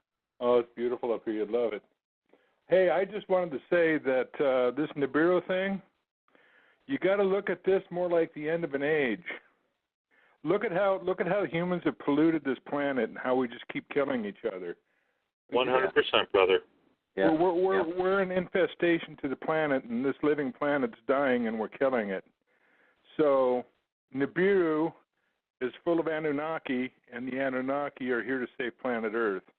Unfortunately, we are the ones who are going to pay because we are the infestation. We are the ones killing the planet. Well, I was looking up the definition of wormwood today, which is the biblical reference to this phenomenon that we're talking about, okay? And just go look it up, guys. And it's a plant. First of all, it's a drug. It's absinthe. It's what they used to make absinthe with. But number 2, it's seen as an anti-parasitic. I mean, it's huge anti-parasitic. And I that really slapped me around a little bit because I'm thinking to myself, what is the parasite? Well, I'm not so sure that I can blame the human race to be the parasite. I really do believe that there's a dark hand behind the affairs of men, and that, I'll give you an example. World War I, okay? No reason for that mass killing except for the banks. None. Exactly. Zero. Exactly. So is the parasite that we're going to have removed, and this is what the Buddhist culture talks about with these cycles. They talk about this is the great cleansing. Don't worry about it, man. The earth needs to be cleansed every so often because evil gets so deeply entrenched that it needs to be rooted out every so often. That's the way the Buddhists looked at it. That's exactly right. That's a good way of looking at it. Cleansing is a perfect word for what you're talking about. Yeah, and I'm afraid that this particular cleansing is by fire. And absolutely, Steve. You know, and that's what's got me a little bit. You know, again, I when I talk about practical stuff, like just in the recent past, as the heat gets turned up on us frogs, the UV is off the charts, my friends. I'm telling you, it's a warning. Robert just mentioned MBB333, who's one of the best researchers online right now, and they do daily readings, weekly readings of UV all over the world. And it is in the 12s, 13s, and 14s, and it's dangerous when it's at like 9 or 8. So we have unreal UV light pounding on parts of the earth right now, you guys. It's a practical thing I want to tell you guys. Stay out of the sun. And that's because stay out of the sun. That's because Nibiru is irritating the sun, and the sun is going through some kind of phase where it's trying to shed the irritation. Guess 93 just kind of put in there that hydrogen sulfide has been emitted in the past cataclysms, and we are seeing the hydrogen sulfide just exactly as you said. Period. And we're also seeing a massive methane release from the planet itself, which is being caused by the UV, the very large UV penetrating rays from the sun, which is UV A, B, and C. By the way, it's not just the crust that it's affecting; it's affecting the core, which is changing, everything else, because it's all, like you said, Steve, you can't have a reaction without something causing that reaction. There is action and reaction caused by two bodies. This is what's happening. Three laws, man, 3 laws. And okay, so let's go back to this hydrogen sulfide. Very important point to make here, you guys. The release of methane from the permafrost in the northern latitudes, the Earth isn't warming, the northern latitudes are warming. The southern latitudes are freezing their ass off until just recently. This year was the first year in the last 5 that we reduced the ice sheet in Antarctica. So, this is all misdirection. But hydrogen sulfide, which is a product of this interplanetary mix, it will instantly combust with methane. Did you know that? Yes, I did. So those big smoke rings y'all are seeing all over the world, the big unusual, strange smoke rings, we theorize that that's hydrogen sulfide interacting with the methane in the air and it's creating an explosion. Interesting. Yeah, that's what we think. But Steve, it could also be causing the atmospheric anomalies that we're also seeing because of the methane plumes and hydrogen sulfide plumes that we're seeing, which are causing these interactive refractive lensing effect in the upper ionosphere. Yeah, right. And it's all factors. And that's why it's like if you don't have the patience to dig through these scientific journals and patents and stuff, you guys, it's like I'll say there's an artificial sun, right? It's a freaking tinfoil hat claim, guys. I get it. But read the patent that I put up on my channel. Listen to our evidence that as we go through it carefully and pull things piece by piece. Look at the photograph that we took with 4,000 ASA film that shows the multiple rings with the Fresnel lensing system that they use to shoot the light through to make it look like the sun, just like the patent. I mean, look at all the people that are talking about this stuff. But again, I get cognitive dissonance. I had it too. 5 years ago, if you came up and said there was an artificial sun, I would have slapped you and said, go back and take your meds. I get it. Steve, you have a good understanding of what's going on. You really do. Oh, I don't know about that. I think that we are getting a better understanding, but without my subscribers, I'm nothing. Well, Steve, let me ask you: are you going to be doing any more balloon releases anytime soon in the higher ionosphere, so we get outside, and have a clear view of what's really going on up there, in a cleaner space of air? Yeah, and so we are trying to put together a launch for the eclipse, and and so we have to do one prep launch leading up to it. And really, right now, the big problem is resources. People are tight on money, and I get it. Yeah. But one of those things that YouTube did to WSO, which was horrible, is they shut us down in December. That's the month, just like retailers, that you make your ad revenue, and they shut me down. And then I haven't been able to make more than like $1,000 a month. And so it's very difficult. And so we're going to probably do a little fundraiser next week so that we can get the balloons and equipment together to do it. But, yeah, we lost our rig last year. The last film we did last year, we got to our highest altitude. We got to like 120,000 feet. We had no business at that altitude, okay? It was awesome, by the way. I watched the whole thing. It was freaking awesome. Yeah, it was. It was. And then I didn't cut the string long enough between the balloon and the rig. The force of the balloon bursting, it completely disintegrated the rig except for the camera. There was nothing left but like the camera and the GPS sticking to a piece of like the wood, and I could find it. That was it. Nothing there. Yeah. So we didn't expect to get to that altitude, but it was the last one was a great one, and we'd like to do it again. But again, I get it. Resources are tight, everybody. I get it. I'm not mad at anybody. I just do what you can for WSO and for Bad Baby and anybody else that you can help out here, because they don't make it easy on us, guys. They really don't. Go ahead. Yeah. Sorry, Robert. No, it's all good, man. I know you've been fighting this just like everybody else has been fighting the powers that be.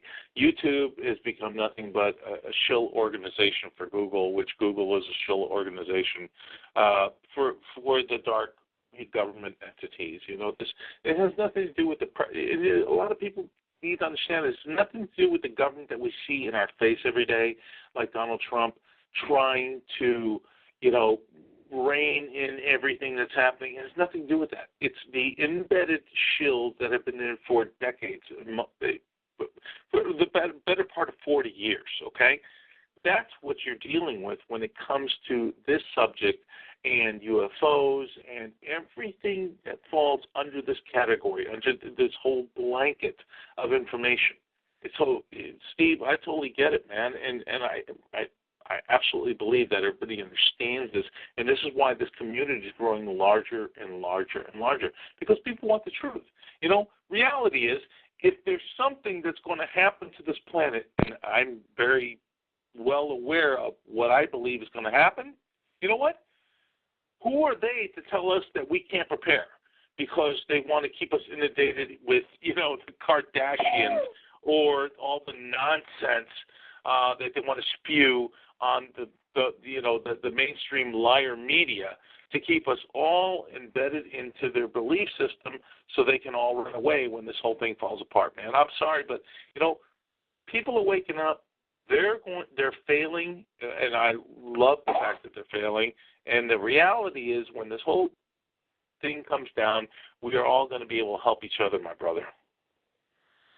Yeah, and again, this is the thing that gets drowned out by all this conflict, and that people don't understand this is related to it. They don't want to. I just hate saying this because I just can't believe that people would be this evil. It's beyond my comprehension. I can't explain why a person would be this way, you guys. I'm sorry, I can't. Other than to say the decrepitude of my enemy, the dark forces of this universe, and this is where we were going before in terms of the planet and everything like that. I really do believe.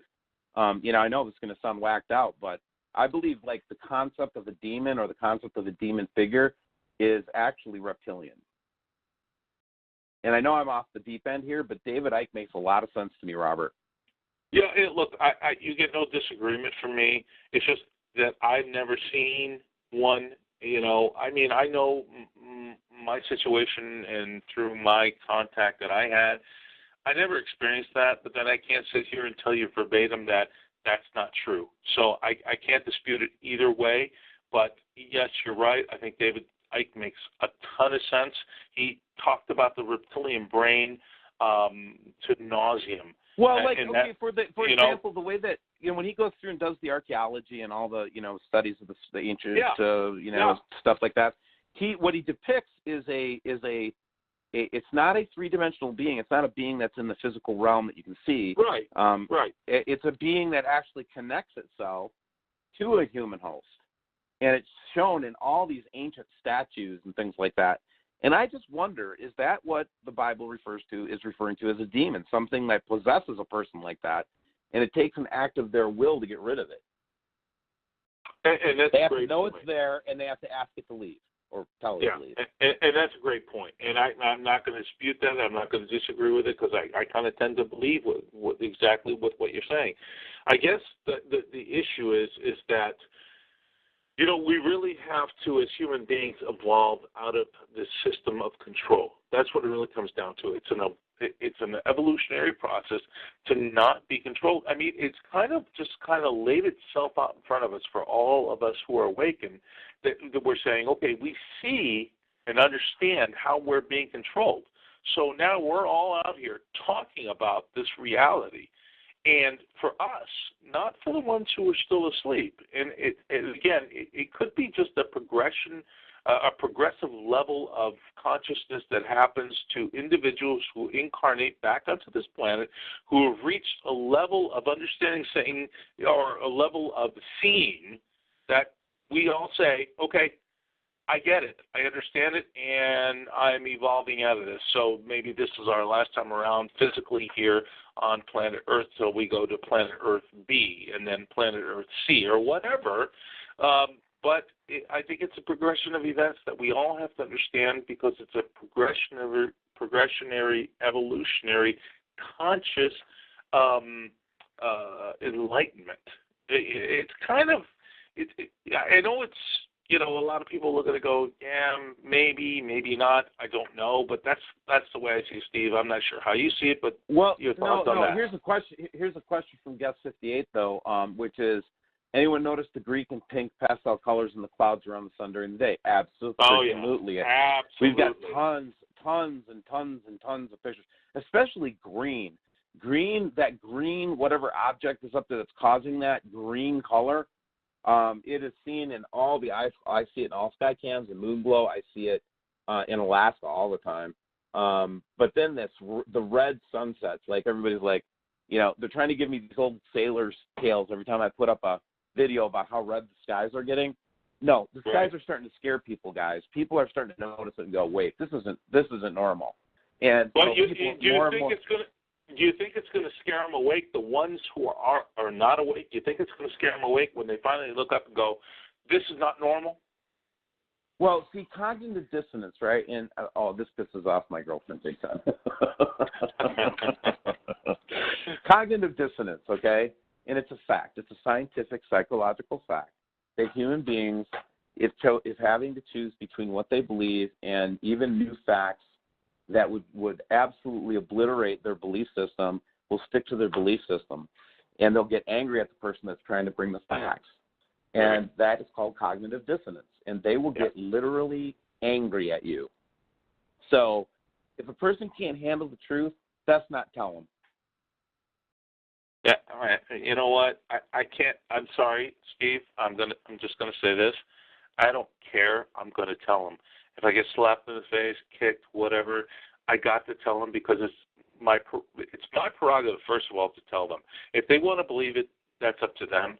But at least I have a clear conscience because I told them. Yeah, me too. I'm going to be able to sleep in my next incarnation because I did what I was supposed to do.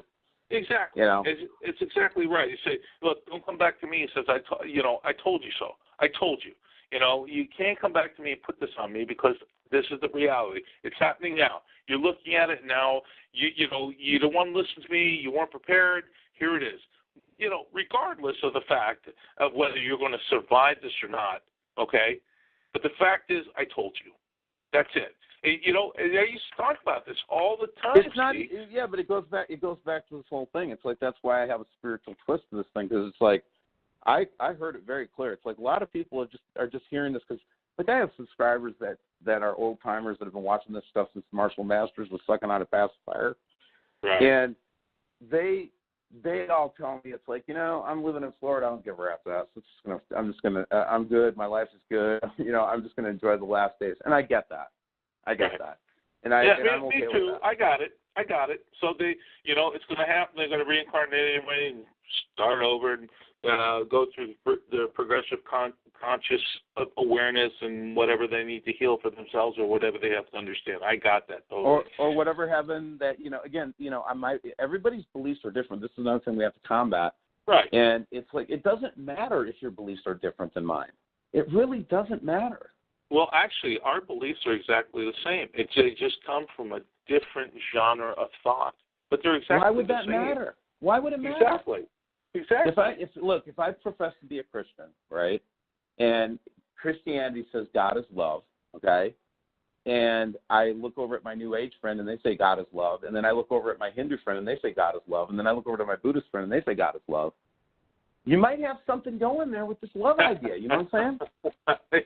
Exactly. I see. That's why I love you, man, because you don't pull any punches. Here it is. You lay it out. It's all about love. It doesn't matter where it comes from. It comes Christian, Catholic. Though I don't believe so much in Catholic. I believe it has one. It has one source, and either people know source or they don't, and that's my experience. The people that know source, no love, no kindness, no peace, they seek the same things I do: friendship and fellowship and all those good things that I love about life. And it seems like the people that don't have a relationship with that higher power, as you might call it in Alcoholics Anonymous, those are the people that feel alone and abandoned. And I just choose not to be that way. I choose to have a friend with me 24/7. I love it. Yeah, absolutely. Hey, there's a question here too from Guest 93. He says, "Do you think Antarctica will break up completely?" What's your thought on that, brother? Will an article break up completely, like an asteroid? You mean? No, well, Antarctica break up completely because there's a massive shelf ice break up there. Antarctica is going to be a beautiful, lush, temperate country in another however many years it takes, 100 years or whatever. It's going to be a beautiful country to live in. Right. In fact, if I survive this thing, I'm going to live in Antarctica. I think I'll go with you, man. unless Alaska's still available. Who did I hear the other day? I've heard all these different places where the North Pole is going to be. But the last one I heard broke my heart because they said Wisconsin. I said, Wisconsin? Where are all the cows going to go? Yeah, well, that's, that's all unfolding slowly. And we're watching.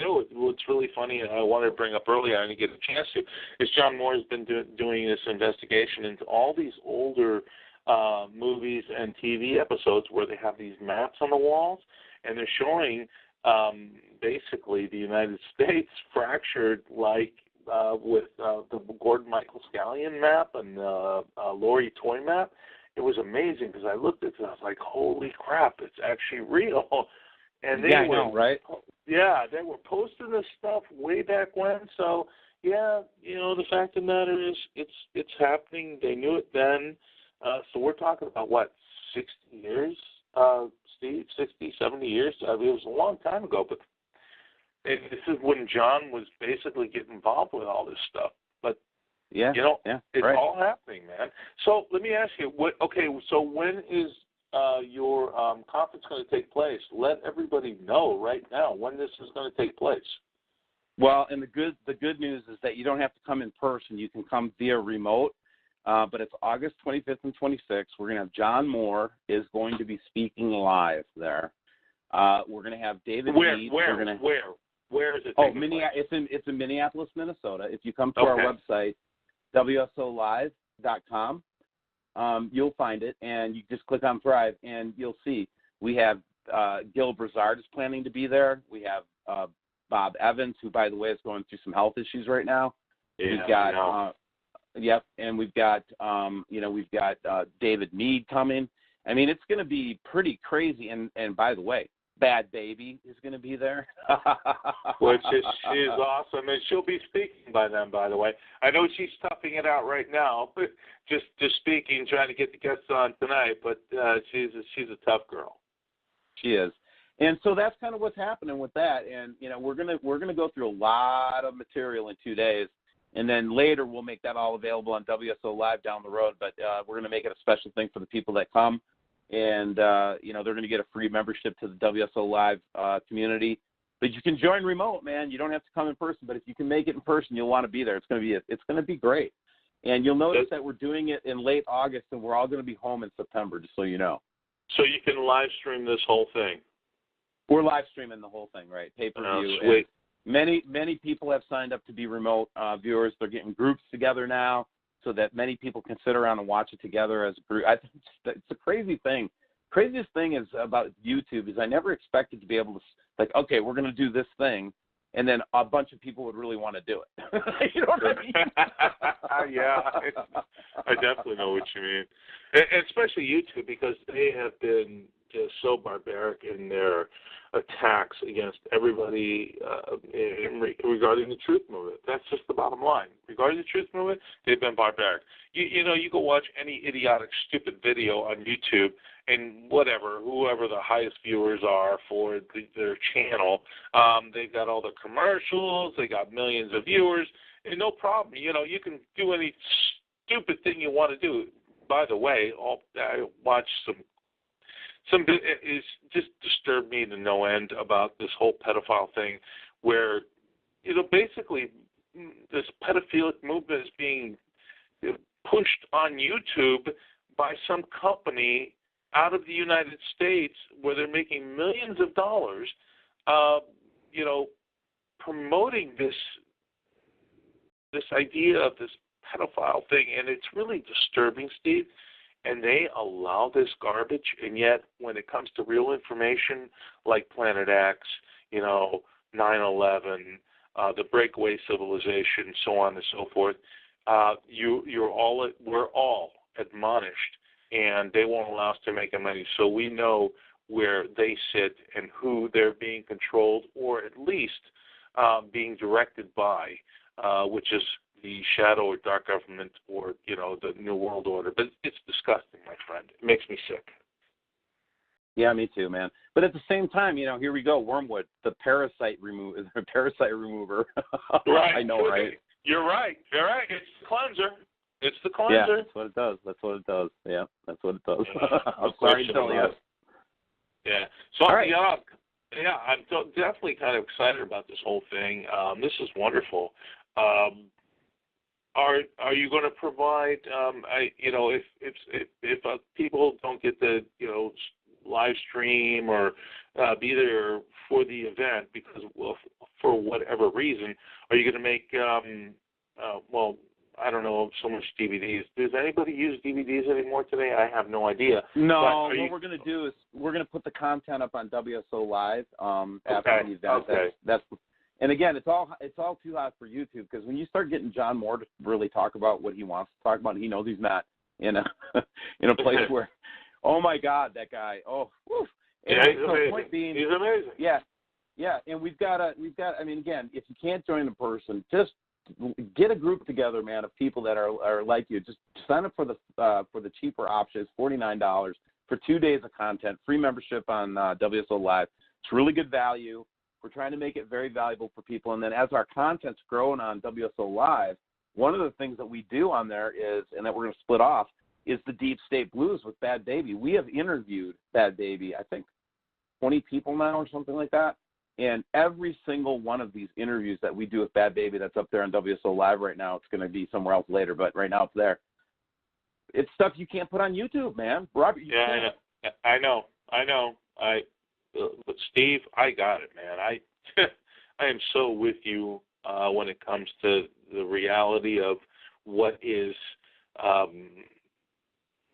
Look, I thought I could fight them straight up until they shut my channel down. Right. I remember when they did that. I was like, Steve, I was trying to, I was trying to type to you saying, Steve, what happened to your channel? What happened to your channel? And then I think it was about a week and a half, and then your channel came back online and was like, and I understood then, they're just shutting everybody down who is promoting freedom, reality, truth.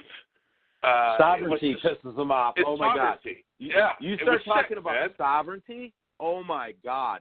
Like the guys that are talking about, like Peter Eugene's one of the guys we talk to all the time. Yeah, God, I love that guy. Full of so energy. do I.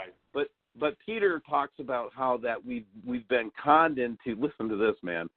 the government views us as a incompetent, dead body, basically, and they can take and break any of our assets they want to. And when you start to learn the real truth about this stuff, and you start to realize, wait a second, I don't have to do this. I can be a sovereign being. I can be my own king in my own body. That's the kind of stuff that I've been learning in this truth movement, and that's the stuff. I live a free life right now, man. I might not like what happened that got me here. It was ugly, man. You were a part of the whole process. Very ugly. And but at the end of the day, as I look back, I was staying at a cabin at a Oregon campsite, because I moved from spot to spot, and I had a cabin.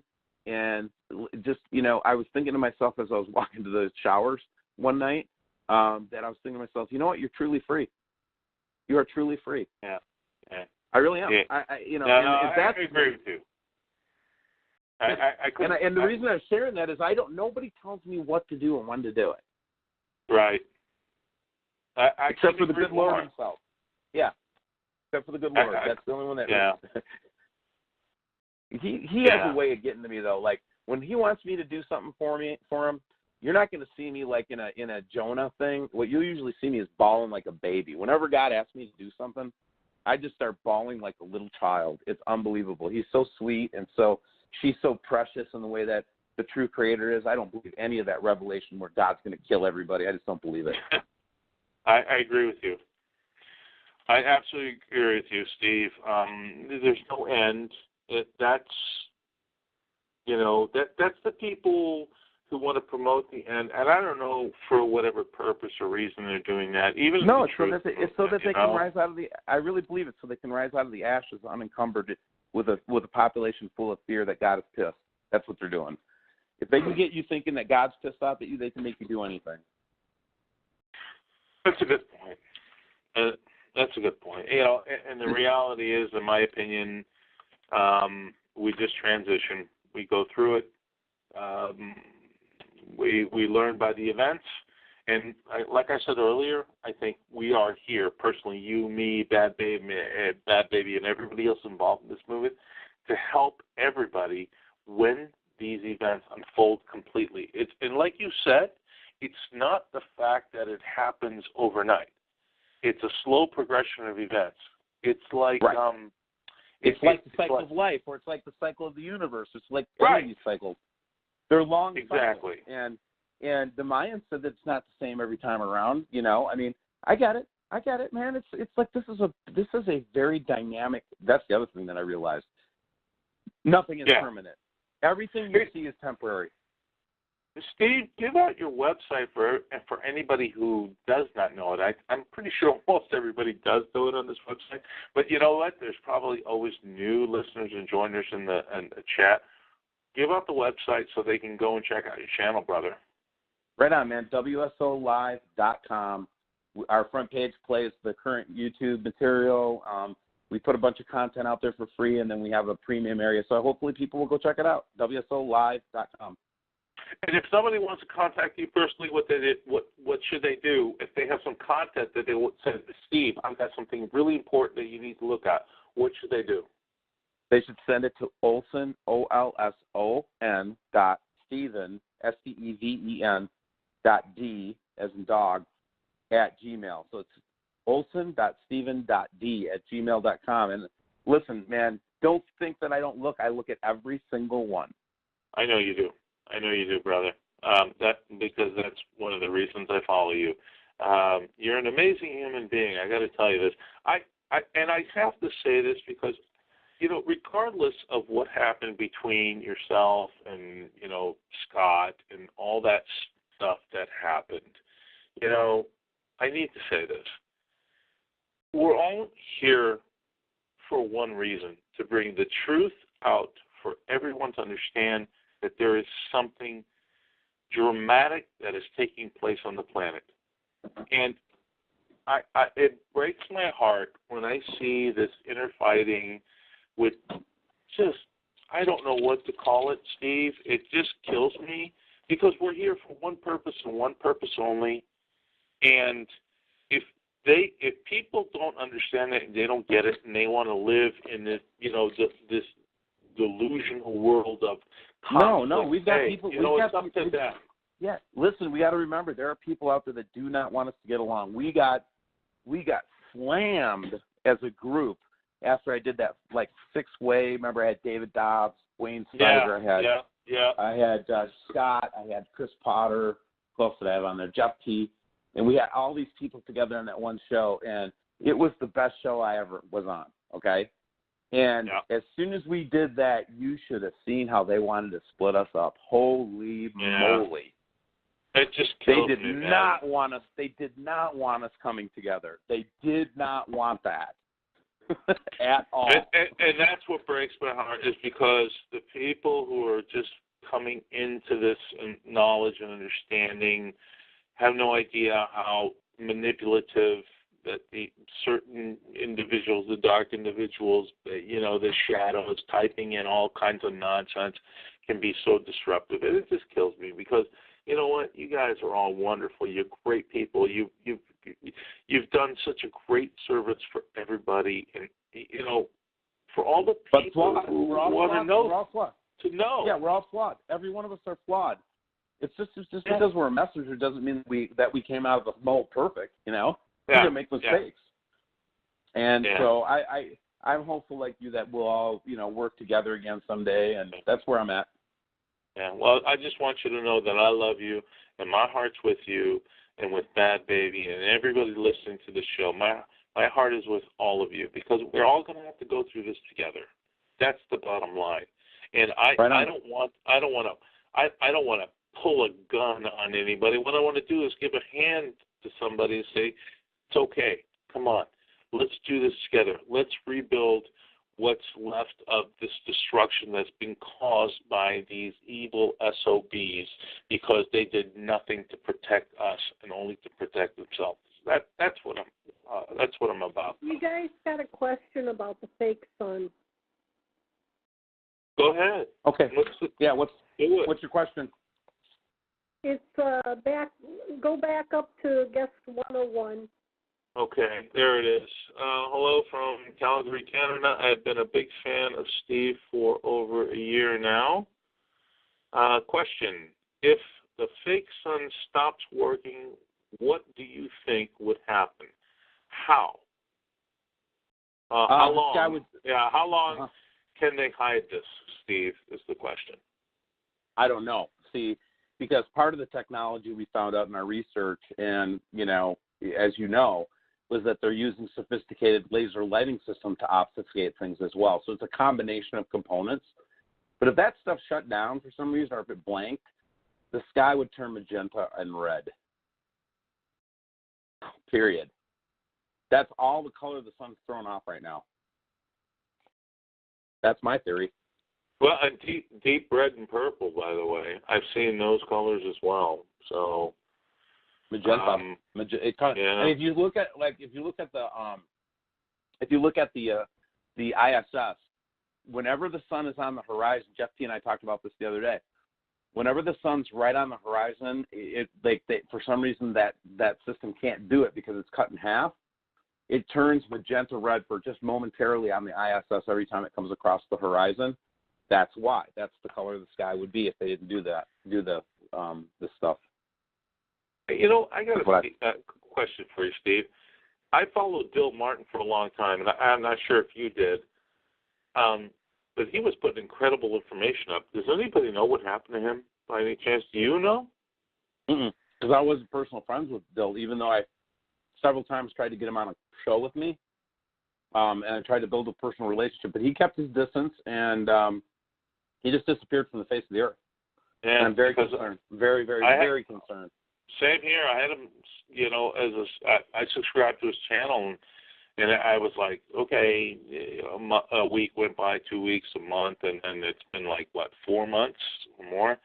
I just hope he's okay because he was putting out some pretty incredible information as well.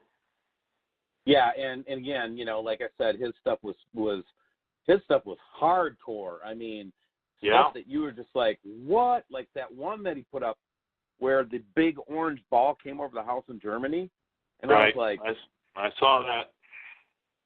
That's when I started to realize that we're dealing with objects that are at different distances and come close and come far away, like we were talking about at the beginning of the program. So every so often we get a big look, and he got one. He got the whole thing. I was like, my jaw was on the floor. I said, that was more convincing than when I saw it with my own eyes. Right. Yeah. Wow. That's why I asked you, because I thought you may have been a little closer to him than, well, I never talked to him or communicated with him, so I figured, being you, you'd have communication with him. I tried to reach out to him, and he's just very private. That's what I would categorize as a very private man. That's what's up. You know what I mean? Yeah. There's another guy that I love is, oh Lord, here, let me pull it up because my brain is going to mush here. Hold on one second. I got to pull this up. Because I love this guy, and I want to see what your thoughts are on him. Here it is, coming up. This guy's put up some incredible information, and he's right on board with the Planet X Higher Truth Channel.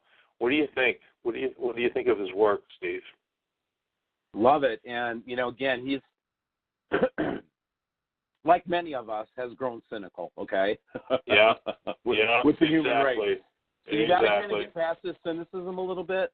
But once you get past that, and he's actually talked about. I'm trying to get him on a show right now, but his work on the helium question earlier in the year really Helium was 1, 2, 3. Yeah. Oh Helium God, 1, 2, I learned 3. so much. Yeah. So did I. Yeah. So did I. I was blown away by him. I was like, oh man.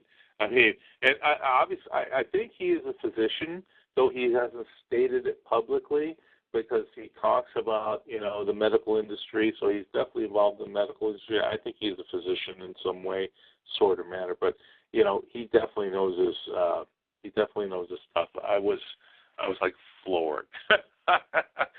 No, you'd be surprised. And again, I think Bad Baby's audience would be surprised how many people are people of high professional stature, like psychiatrists, doctors, scientists.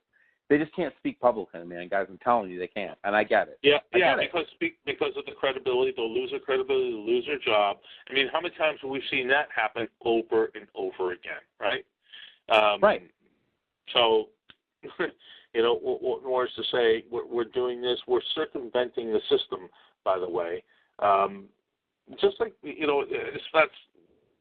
This is an obscure thought here, but the cryptocurrencies, I don't know how aware you are of those things, but the cryptocurrencies, that's exactly what they're doing. They're circumventing the system of the central banks. It's they have no control over it, so it's just one more avenue which we have invented as free sovereign citizens to circumvent a system that has been manipulated by a bankster class for hundreds of years. And it's all coming to an end. They're frightened to death. They also realize that these events are coming to fruition, and now there's nothing they can do. And by the way, I say this, Stephen, I don't know if you agree with me, but any fool who would go into one of those underground dumps has got to be too short, about 3 beers short of a six-pack, because you're going to be buried in an avalanche of rubble, water, dirt, and anything else you can think of. Oh, I'm there. And again, and maybe some of them will come out just fine too. I don't know. But here's the thing. I think the strategy is to stay mobile, and I think this strategy is, what did Bob Evans tell me the other day? He said, I said, well, Bob, what are your final words? He goes, have a backpack that you could literally live out of for 6 months. I said, all right, gotcha. That'd be a hell of a big backpack, that's for sure. Right? Well, no, I mean, what he's saying is you got to have, let me give you a great example. Everybody can have water tubes, right? Tubes, those life straws. Right. Everybody should have 2 or 3 of those life straws laying around, right? In your car, in your house. Just a life straw. You can go to any source of water, suck the water through the life straw, and you can drink it. This thing's good for 1,000 gallons. Okay, for 1,000 gallons. Okay, that was my next question. That's actually a great invention. These are the kind of things. These are the kind of things you got to think of. Is like if I'm on the run and I got to live in the woods, what I'm going to need? Well, you need a tent. You're going to need some, something to sleep on. You're going to need a knife. You think about it like a big camping trip that you're going to take for 6 months. Right. Right. My whole intention, I mean, see, and everybody's individual circumstances are different. Like I have my mother, she's almost 80 years old. It's not like I can just pack her in a car and take off and say, okay, Mom, we're going to go live in the woods and I'm going to build us a log cabin and we're going to, do this. It's, the reality is I'm going to have to deal with the situation here where I am, and I am in central Phoenix, basically. I know that I'm very safe, reading all the information, of course, from looking at the maps, so on and so forth. So now what I'm going to have to deal with is all the violent aspect of humanity when this whole thing comes down. And the unfortunate part is why. It always comes back to the same thing, though, doesn't it, Steve? They didn't prepare. You and I always agree on this. We agree on right. this. Part of what we have to prepare for is the good people have to prepare to band together so the bad people don't have control. That's right. That's number one. Number That's right. one. Good people have to know each other and trust each other. Yeah. And trust is hard. Without a question. Trust is hard to come by these days, brother.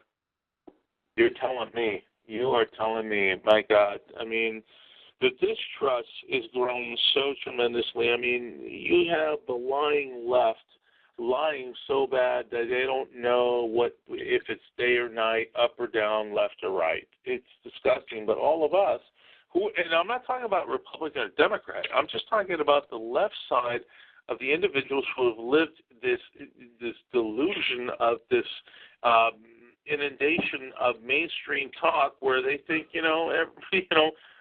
life is just grand, everything's beautiful, and everything's just going to continue.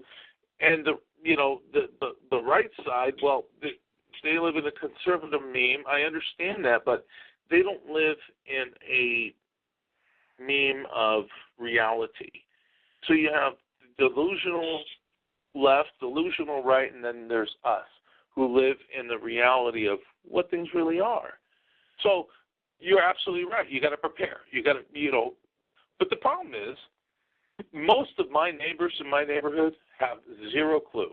I guarantee this. They're clueless to what's happening, whether it's an economic collapse, okay, whether it's an asteroid impact, whether it's a solar event which takes out the grid. They're clueless. They don't pay attention to anything. They have the blinders on, and it's going to be the last kind of event like this, Steve, and I want to get your thought, where the blinders come off when it all comes down. They're all, their illusion falls apart, and then I have to step up to the plate to, let's say, 300-400 families within my neighborhood and say, by the way, this is what's happened, and now this is what we're facing. How do you think these people are going to react to that reality? It's very sketchy in a lot of ways because, you want to be, I guess, well armed, right, to protect yourself from some guy who thinks is now living a Mad Max scenario. Yeah, I know. And here's what I'm saying though is, yeah, there's some common sense self-defense things like that you got to know. I mean, in any cataclysm situation, look what happened in New Orleans during Katrina. Okay, so right. I mean, there's just common sense. But the way that we get through this is for the good people to pull together so violence isn't necessary. That's how we get through it.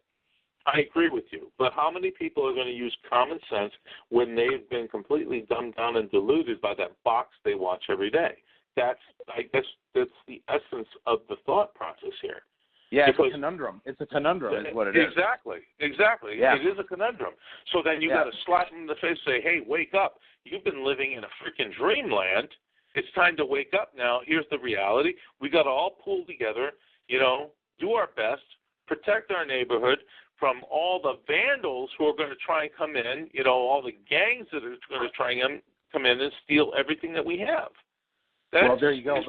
But again, I think that we outnumber them as long as we stick together. I think we can maintain the peace, and I think it's important for people to think in that line. But anyway, I got to go. I love being on the show, but I love you guys, man. I love you all very much out there. Thank you for listening. Steve, I got to tell you, thank you so much for being on the show tonight. It's been a real pleasure talking with you, and anytime I'd love to do with you, whenever you're available, brother. Right on. And it's great to hear your voice again, too. And, guys, take care. All right, so everybody. Yeah, good night, Steve. And so, everybody, this is the show for tonight. I want to thank everybody in the chat and who is listening to the broadcast this evening for joining us. It's been a really great conversation with Steve Olson from WSO, Wormwood Observer. And you know what? Go to his website, follow his information, and don't forget to sign up. Now, you can all either attend the conference or do it by video chat, video Skype, however it's going to be set up. But it's going to be wonderful. And Bad Baby, I want to thank you for letting me host again tonight, sweetheart. And I know it's hard for you. You're getting over this illness. It's a tough thing, but I love you. And I will be here for you next week, sweetie, whenever whoever's going to be a guest next week. But I just want you to know I'm here for you. Everybody, take care. Have a wonderful evening, and I will see you next Friday. Take care, everyone.